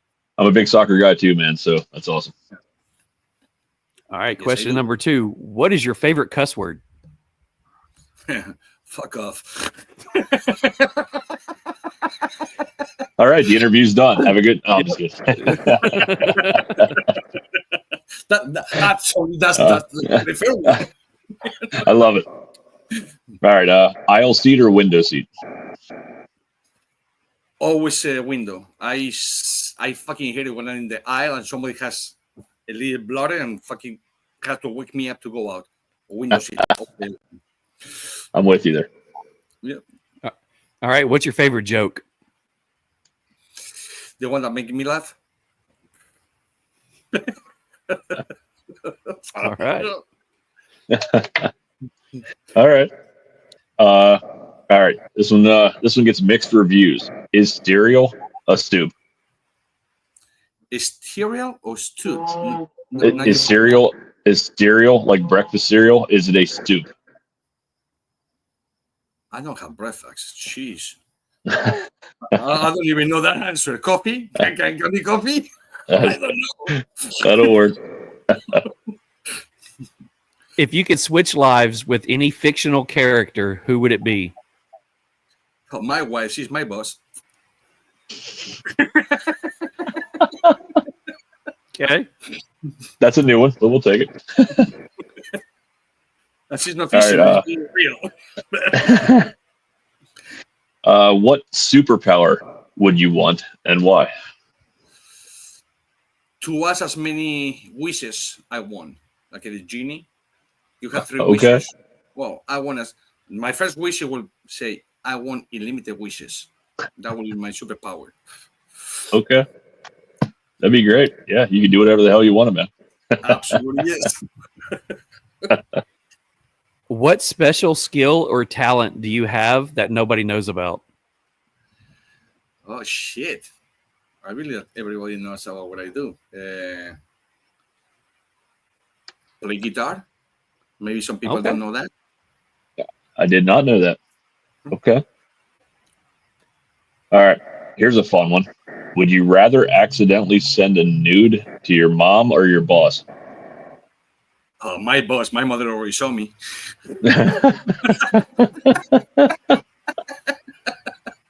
That's for sure. So he's going out of his way to accidentally send one to his boss. I like it. That's good. Absolutely. All right. So the last question, well, maybe the last question. what is the best piece of advice you have ever been given? The best one that I have always is be yourself and never change. That was the best piece of advice I ever had. Be yourself, never change. Of course, it comes in between the lines. Don't be an asshole. Yes, follow the rules, be yourself, and it's the only way to make business, to do whatever, to have brotherhood, to have your wife, to have whatever. Be yourself, don't change, and you will be okay. Love it. Okay, so before we end things, I have one question for you. Mm-hmm. Mick loves to answer or ask a certain question. Okay. This question is not so polite. Are you game? Go for it. Bonus question time. Go ahead, Mick. What is your final hotbox question? This is the one that got overruled. I can't ask it to most guests, but we usually play it by ear. So, would you rather jerk off a silverback gorilla or get jerked off by a silverback gorilla? Absolutely.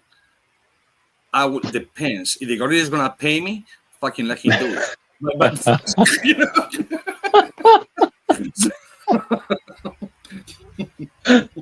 Okay. If there's money involved, you're game. I got it. Absolutely. Let's go ahead, man. There you go. You have fun? Yeah, get the fuck out. All right, ladies and gentlemen, Hotbox Questions has been brought to you by Beard Apothecary. Check them out at Instagram at beard_apothecary or online at beardapothecary.com. Ish, it has been 100% a pleasure to have you on here. Please let everybody on here know where they can find your cigars, how they can find out more information about you. Anything that you want anybody to know about you, please let us know right now. It's easy. The only thing that you have to do to find my cigars, first of all, go to Toro Cigars. They carry my cigars, which I appreciate that. And I always put everyone before me. You can know call your local stores. If they don't have it, just go obviously to BAMFcigars.com. And whatever you want to know about me, I can give you my phone number right here. It's no secret. Or just go to and Google BAMF Cigars or Ismael Olivan, and they will tell you tons of fucking bullshit about me. Believe it, it's all true. And just go ahead, man. So I'm a simple guy. I will say, I know that the cigar vault in Oakdale has your cigars, so that's a great thing. Yeah. So a little shout out to them again. Both have my cigars, absolutely yes. They're going to make all their sponsorship money back for me by buying your cigars from them. So it's a good thing, man. But no, it's been a great fucking interview, great night, man. We appreciate it. Oh, thank you. My pleasure, man. My pleasure. And thank you for having me. Absolutely. Well, yes. one more thing we'll do before Ish jumps off here. Since he is giving away a 5-pack of cigars, we already have the giveaway tool brought up. So let's go ahead and do this one real quick, and then we'll let Ish go. So this one right here is for a 5-pack of the barbed wire cigars. You have to be on here, and then you have to let us know that you're on here to do that. So give me just a second. Let's go ahead and see what happens. You put our name in, didn't you, Charles? Maybe. I won. No, it's not me. Angela Thompson, if you're on here, please post in the comments and let us know. They send me the address of her. It is here, and it will go out tomorrow.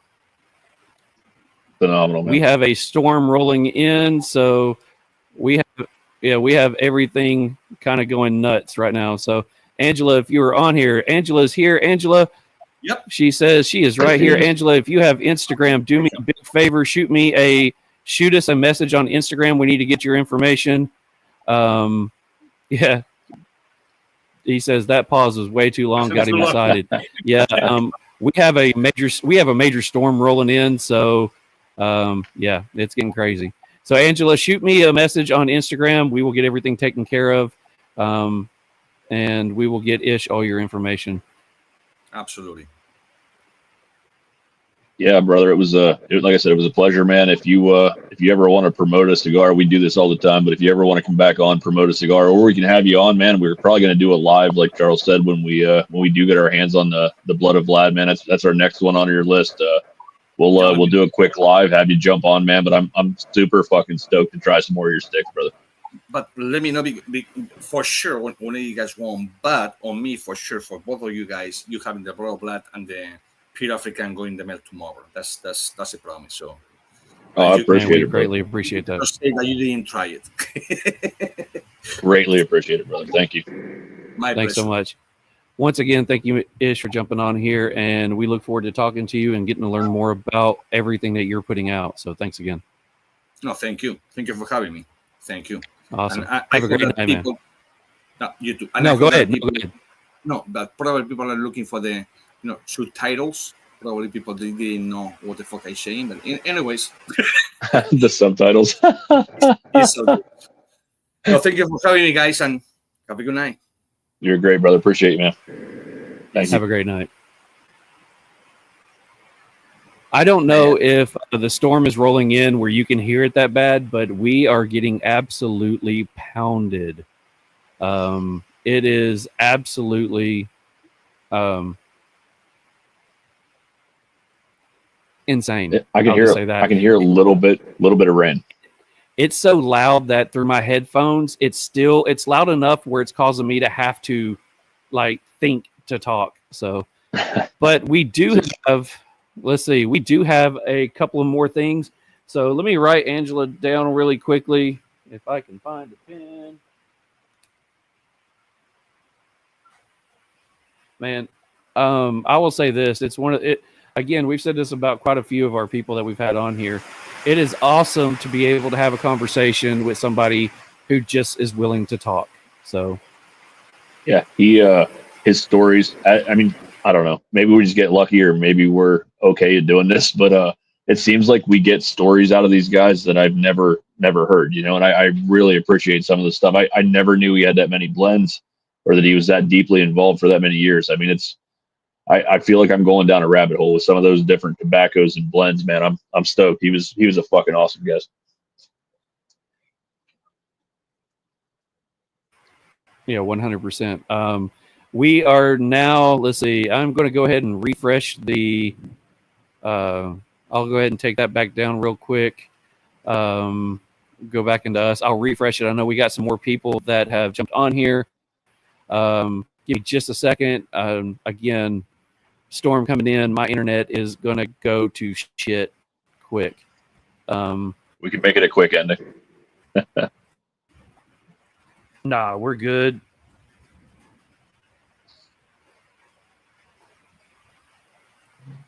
We got a lot more comments that's come in since then, so that's awesome.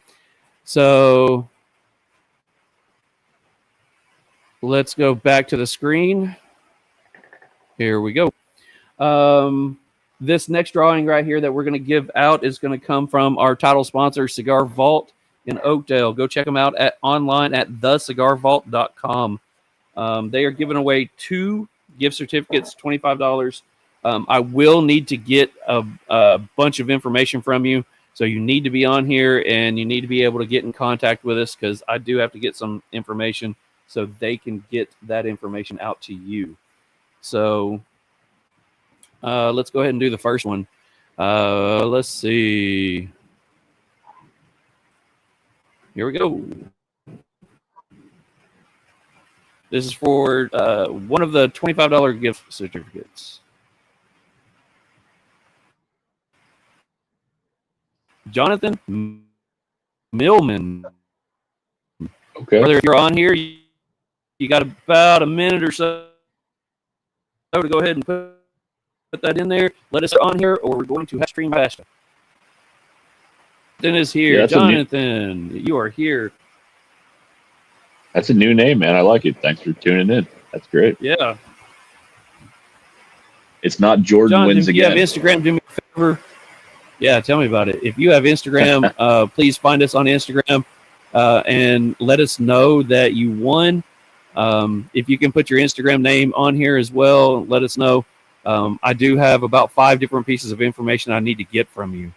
So let's do one more. Go ahead and get ready to draw that one again.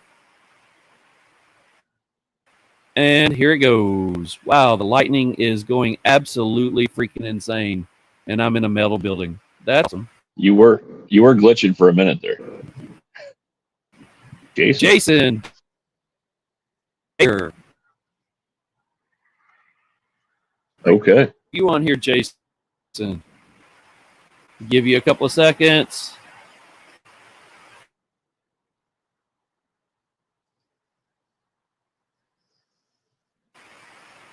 Jason's here. Jason at the Cigar Vault in Oakdale. Awesome. Oh, so sweet.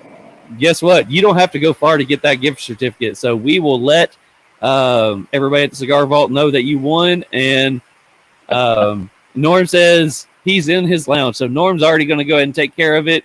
I'll just put Norm on there and go ahead and take care of your man right there. Awesome. Jason, thank you for being a part of this. And everybody at the Cigar Vault in Oakdale, thank you for watching. We have one more thing to give away, and it's going to be the prize pack from Beard Apothecary. And I apologize again if you're hearing my rain. One more draw. Here we go.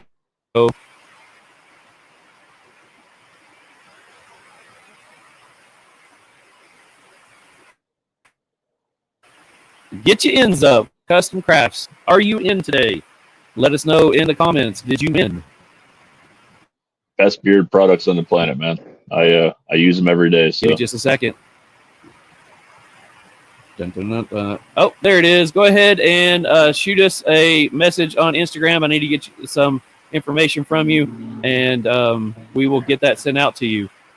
So, congratulations. Awesome. So once again, thank you to Beard Apothecary for their prizes, and thank you to everyone at the Cigar Vault for their prizes, and thank you to Ish for his prizes. You guys, we greatly appreciate you guys, and we couldn't be given things like this without you guys. So greatly appreciate it. Yeah, phenomenal. All of our sponsors, man. Appreciate the help on Patreon. Devin, Patrick, we got a few more people that ask questions about getting signed up. They want that cool ass sticker packet that we're doing. Charles's mind works. I know I keep giving him credit for it because he deserves it. But I don't know if everybody saw me throw up that sticker. That's our Patreon seal only sticker that I have. I actually put it on the back of my scorebook. Pretty sweet. Charles came up with that in like 20 minutes. I don't know how he does it. But yeah, amazing sticker. We have a couple members only sticker pack for our Patreon people. So actually, Norm, yours is heading out tomorrow. So I apologize. I got stuck at work 3 nights in a row and did not get it sent yet. So tomorrow after work, yours will be sent out. And Charles, your box is being sent tomorrow as well. So that's amazing. Just letting you know that the county next to me just got issued a tornado warning. So you know how much of a podcast when 5 miles down the road just got issued a tornado warning. Storms are coming in deep. We have a cigar review to do. We have to give this cigar that we smoked, which was the barbed wire from BAMF Cigars. We have to be able to give it its flowers. So, Mick, I'm going to go ahead and let you do yours. I'll do mine next. We'll get in some news. We'll try to get out of here in the next little bit. Cool.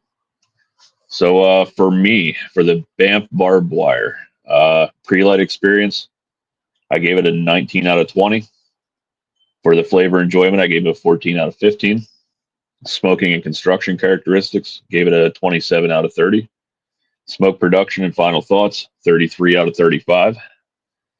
So the flavor profiles on it, I got from the aroma, I got almost a chocolate chip cookie kind of thing. I got some bready notes, but yet some like the chocolate chips kind of. From the foot, I got a little bit more chocolate and some hay. Got a little bit of barnyard hay and still that slight chocolate flavor or smell from the on the cold draw. First third notes, chocolate chip cookie, light chocolate, leather, a little bit of caramel, some baking spices and light earth. The second third, I got chocolate, leather, a little bit of coffee, a little pepper on the retro, caramel, little bit of damp earthiness, but it wasn't like that heavy earth that I don't love. I actually really enjoyed this. It gave it a little bit of profile on the backside. The retro was leather and that little bit of earthiness. The final third, I got dark chocolate, some cream, leather, light pepper, a little bit of light roasted coffee, damp earth again. On the retro, I also got a little bit of leather, and oddly enough, in the final third, I got a touch of coconut on the retro. My final score for this, I gave it a 93.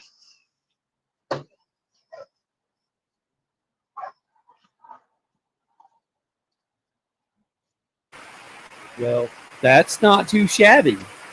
I don't know if you guys can hear me, but we have it going nuts out here, but I will try to be quick.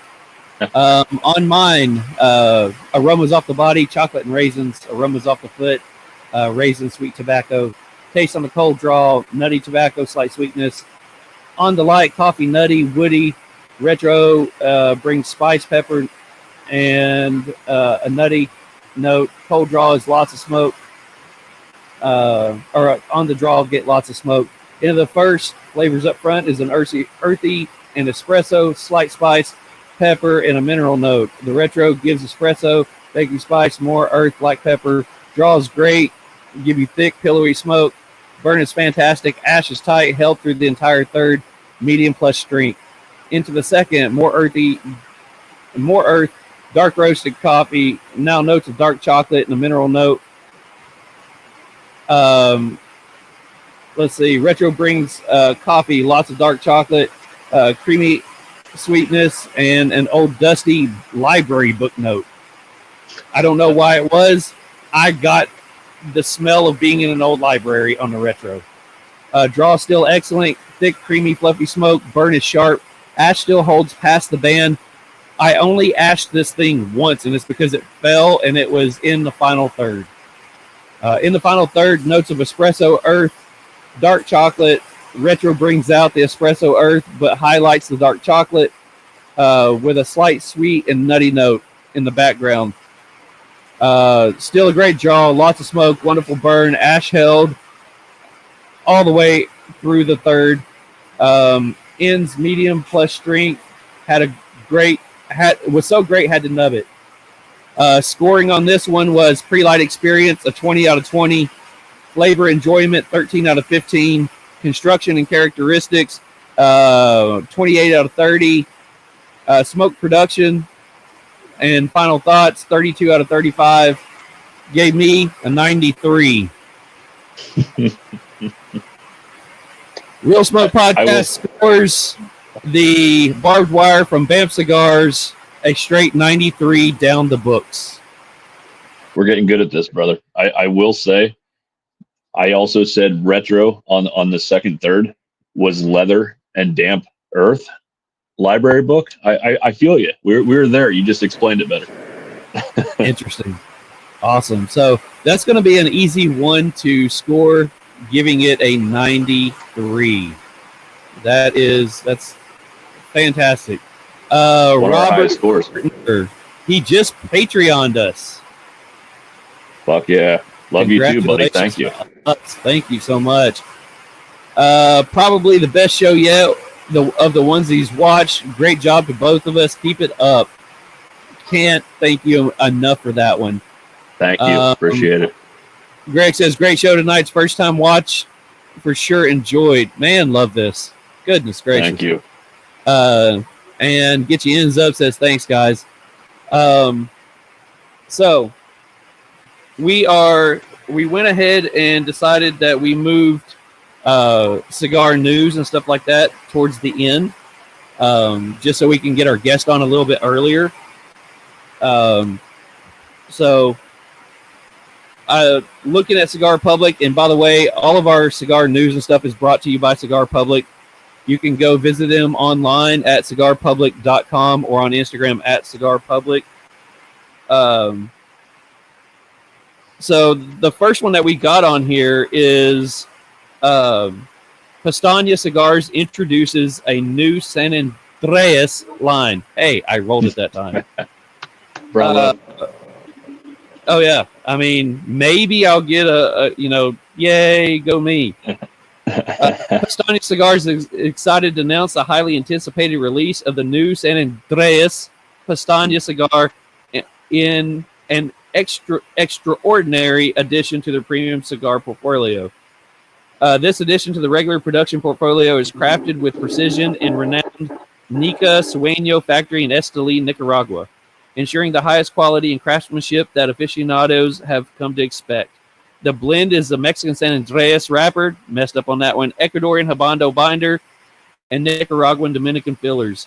You can look at this at a Toro is going to cost about $16, a Robusto $14, the Bellicoso $14.50, and a Perfecto $13.50. They plan on releasing a Corona, but later this year. That's another brand that yes, Mitch, I understand. I understand. That's a brand that I haven't dove deep into. I've had one or two of their cigars. Again, they're another cigar brand that got some kick to it. So I haven't really gone down that rabbit hole too much, but I haven't really heard too many people not enjoy their cigars. So this will be one that I look forward to. One to put in the radar. Yeah, the band is really cool looking too. Have you tried anything from them? I don't think I have. No, I might have to look into it. But yeah, we should. I mean, that's the kind of brands we love, man. Ones that we're not as familiar with. Get to know the brand owners. Sounds like somebody to put on the calendar, man. The next one says the DC Circuit affirms premium cigar exemption from FDA regulation. Earlier this week, a major legal win for premium cigars was announced. The U.S. Court of Appeals for the DC Circuit issued an opinion affirming the decision to exempt premium cigars from the FDA regulations. Drew Newman, fourth generation owner and general counsel of J.C. Newman Cigar Co., issued the following statement. Today is a huge day for America's historic premium cigar industry because it ensures that adults will continue to have the right to enjoy cigars for generations to come. Today, my family rolls premium cigars the same way that my great-grandfather did a century ago. Our only goal is to continue handcrafting premium cigars in the United States for another 4 generations and 130 years. Today's monumental decision freeing us from government overregulation will allow us to do just that. So if you want to read more about that one, go check out the article on cigarpublic.com.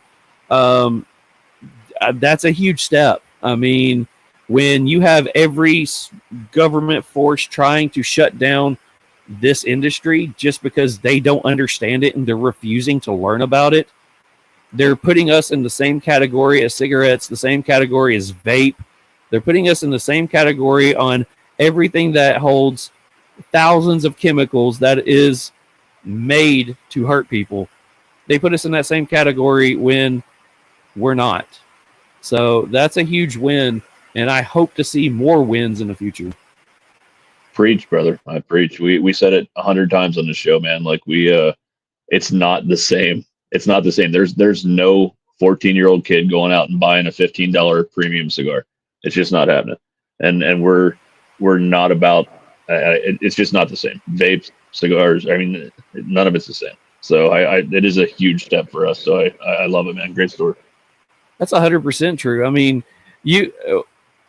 they just had a trade show in Vegas, TPE, I guess. And listening to a few of the people that we know in the industry that was down there, and it's separated into 2 different groups. You have this one small corner that's premium cigars that is trying their best to do everything the right way. Yep. Because they want to educate the world on premium cigars. They want to let them know that there's no chemicals in it. The only thing that's not tobacco in it is the vegetable glue. It's not household glue. It's made out of vegetable. It's vegetable glue that helps hold it together. Everything in it is natural. But then you walk 100 feet over, and it's nothing but vape. It's nothing but all this chemical stuff that's going to kill everybody. You have the cigar industry who is trying to do their best to educate. The other one who's showing everything that's got, freaking cartoons, and this is grape Kool-Aid flavored, and this is, slushy flavored, and you've got dancing mascots that look like current mascots. I mean, there's nothing over there. You look over there and it looks like freaking Disneyland on vape. But Absolutely. Then you have the people next to them, the small group that's trying to do it right, but yet they're coming after us. Yeah. And tell me a politician that doesn't smoke fucking cigars. Like, just right. Stop. Like, it's so double-sided, man. And just they need to call it out for what it is. Like, the vape industry, you're right, man. Cotton candy flavor. It's crazy. It's all geared towards getting kids hooked on nicotine. Yeah, because they know that once they can get a vape pen in their hands, it's going to stay in there for a while. And they're going to fill it up with whatever brain-numbing, body-shutting-down chemical that they can get a hold of. 100%. 100%. So, anyways, there's a lot of news and good reviews over on cigarpublic.com. Go check them out at cigarpublic.com online or on Instagram at cigarpublic. Got some stories for us today to end us up? I got two. I had one that I nixed, man. I'll hit you up offline on that one. But there was an incident at the Abbey over the weekend. But we love those people, so I'm going to leave that out of the news. But I'll hit you up on that one later. But I'm going to start with the one that's not quite as good, and then we'll get into the good one. The one that always makes you almost fall out of the back of your chair. That's my favorite one. I love watching your reaction to these. So this one is residents are concerned after main event open. Damn it! Why do I always fuck up the title every time I read one of these? Residents concerned after main event opens hours after shooting. So main event, I don't know on your way into Memphis ever, if you look to your right, there's a big, they host like big parties and they serve alcohol. We have them in Huntsville too. Okay. I thought that they were a chain, but I wasn't positive. So there are more concerns about security at main event after a double shooting overnight. A sign that something wasn't quite right greeted customers who walked into the main event Saturday. This was this past Saturday. Maybe it was 2 ago. But anyway, due to unforeseen events, we will not be open until 10 a.m. So instead of opening at 9 a.m., they opened at 10 a.m. because of a double shooting overnight. Well, that hour, they had to mop up things. That's exactly right. This woman said she got off work and noticed several frantic text messages in the morning, including an alert that there was a shooting at the business she worked at overnight. And I'm just getting off work, and she said, let me go up here and see what's going on. There was a party scheduled for Saturday afternoon at the main event for her daughter's 13th birthday. On Saturday morning, the local news reported that a shooting had occurred just after midnight at the main event. The male victim is now in critical condition, and a woman is in non-critical condition after being shot in the leg. I'm up here, and I see that it's not English. I apologize. I see this letter on the door saying, to unknown circumstances, we gone open at 10. That's what it said on the door. And all I see is this debris and stuff and bullet casings laying around, and it's still an unsafe scene. So they showed up at 9 for her daughter's birthday party, and they weren't open until 10 because they still had some mopping up to do. Bobby. The local news cameras captured families arriving with balloons and party supplies to the main event that is open for business despite gunfire that erupted overnight. Memphis police say they responded to the entertainment center just after midnight, where they found a man who'd been shot at the VR game, so the virtual reality game.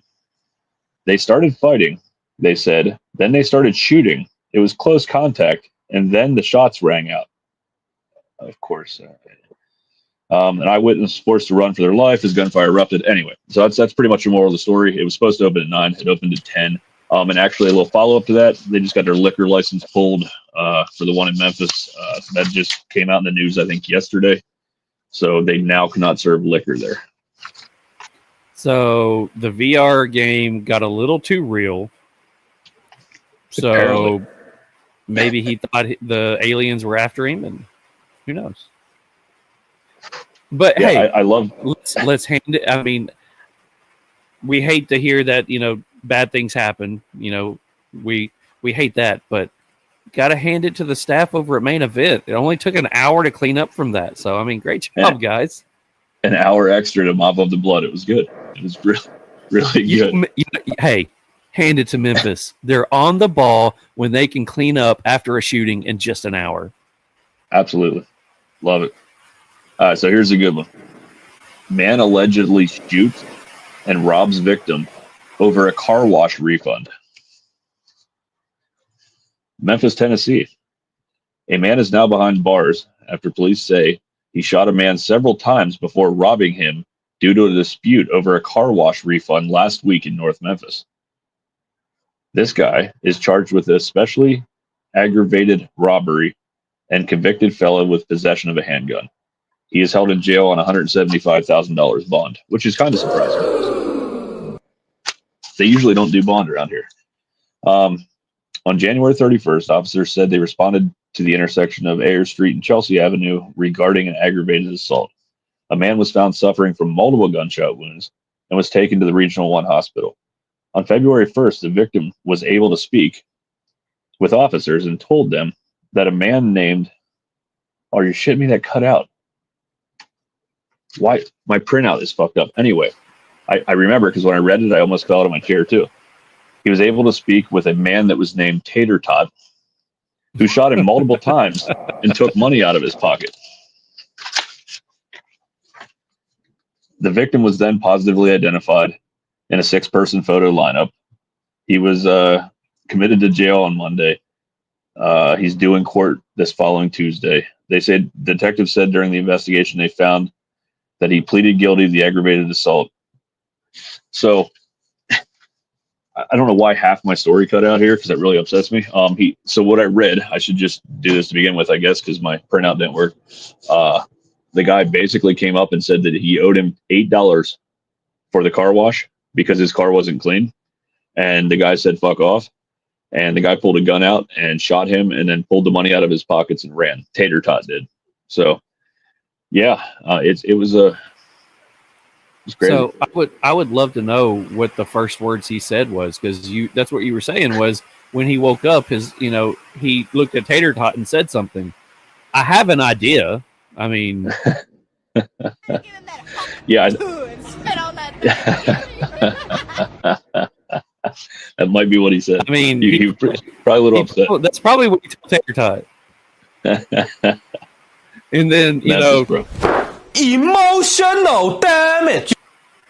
Every day, man. Every day. Old Tater Tot. You got to watch out for him.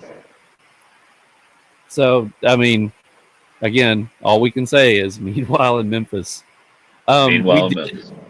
We gave the challenge out to some people, and I know Rob was going to send some stuff, but anybody on here, if you've got some crazy ass stories that you hear from your area, go to the send us a link at the podcast page because we want to hear some of them. And if you send it to the podcast page and we find one that we like, Mick may throw it in and we call it, thank God it's not in Memphis. So yeah, we'll give you a shout out and we'll read it live on the air, man. Send us some good ones. I mean, trust me, there's no lack of stories here, but hey, we'll switch it up a little bit. So I will say this, next week, we are back. We're doing it again. We are with Cigar Clowns, and we're going to be smoking the Rodeo Clown. And I think, did I hear Ish right when he said that he rolls and blends for the Clowns? I think I heard that too. I'm pretty sure John could verify that one way or the other, but I thought I heard that as well. So next week we are going to be smoking the Rodeo Clown. So if you don't have that cigar yet, go grab that cigar, smoke it with us. If you are the lucky ones who got some of the cigar review books, score it with us. Let us know what you think. And we still have 2 cigar review books left. They're $25 each. Message me. We'll get it to you as soon as possible. That way you can smoke the cigars. You can review them the same way we do it. And we would love to hear in the comments what your scores are as well. So, and again, I apologize. The rain is absolutely insane. At least it's not geese. Yeah, the geese weren't too bad tonight. Not too bad. Not too bad. The cars went crazy. Yeah. congratulations to all of our winners. I know Cigar Vault will be taking care of you on that stuff. Ish will be taking care of you and sending the stuff out for his, and I will be sending out the stuff for Beard Apothecary. Wow, that's some crazy thunder. Huge thanks to Mo at Patina for this week's hat giveaway. I will be posting that information out sometime next week, or maybe even by the end of this week. Not sure yet, but you know how to win on that one. All you got to do is, tag, like, comment, all that wonderful stuff. Thank you for everybody who jumped on and commented on Instagram, on YouTube, and now on Rumble. So I guess I will look probably tomorrow to see if that thing uploads on Rumble, which would be awesome if it does. Maybe a little time. Yeah, it'd be great. I mean, that would be wonderful. We will get everything loaded up to Spotify probably in the morning. Because as soon as this is over, I'll be shutting everything down, probably leaving all the stuff out here tonight so it doesn't get ruined walking back in the house. But huge thanks to Ish for coming on here. Huge thanks to the Cigar Vault in Oakdale and all you guys on there watching. If you guys take pictures of you watching the show, send it to us. We would love to see it. That makes our day. We love getting the pictures of people when they take pictures watching the show on TV, because that's the weirdest thing ever, is to see somebody watching you on TV. So huge thanks to the Cigar Vault. Huge thanks to Beard Apothecary, Cigar Public, all of you guys out there who is doing their best to help support us. And if you really want to help support us, go check out our Patreon. We have multiple levels out there. Everything from Patreon basically goes to buy the cigars that we use to review and smoke on here. And we hope to get it to where it helps get us to PCA next year. So that would be great. So go check us out on Patreon and become a Patreon. If you have a cigar brand, or you have any kind of brand that you would like to be one of our segment sponsors, we still have 3 segments that we would love to find sponsors for. And again, that goes to just helping us get the cigars, the swag and stuff we need. It's not going into our pockets. It's going straight back into the podcast to help us keep doing what we're doing. So that's my spiel. Yeah, helps us keep from getting divorced as well, because we love this. We love what we're doing. We love what we're building, but it does get mildly expensive. So we appreciate all of you tremendously already. So thank you. I think you covered everything else. I'm good, bro. I'll let you get out of the rain. It is pretty loud on your end, but I can still hear you, so it's good. But hey, everybody, this is my good old tagline. Take time this week and smoke a cigar with someone you love. And I will see you guys next week. Thank everybody for tuning into that. Y'all guys keep seeing me drink out of one of these. Not a sponsor. Would love for him to be a sponsor. But anyways, everybody have a great evening. I will see you guys in the chats and everything that's we have going on. And we will guys see you live next week on Instagram, YouTube, and Rumble. Everybody have a great evening. Much love, guys. See you guys.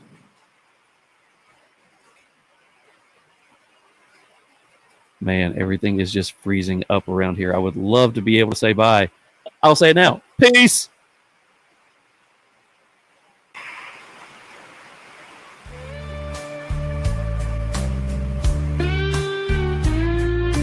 Mick and Charles with the firelight glow. Cigars in hand, watch the embers slow. Talking life and whiskey, it's a show. Real smoke rides the breeze just so. A puff of wisdom with a sip of fun. Guiding through the shadows till the day is done. Inhale the stories, let the laughter run. Real smoke's how all the good times are spun. With a draw and a swirl, watch the worries fade. Mick and Charles got the cool parade. Cigars and tales and whiskey serenade. Real smoke where your trouble song.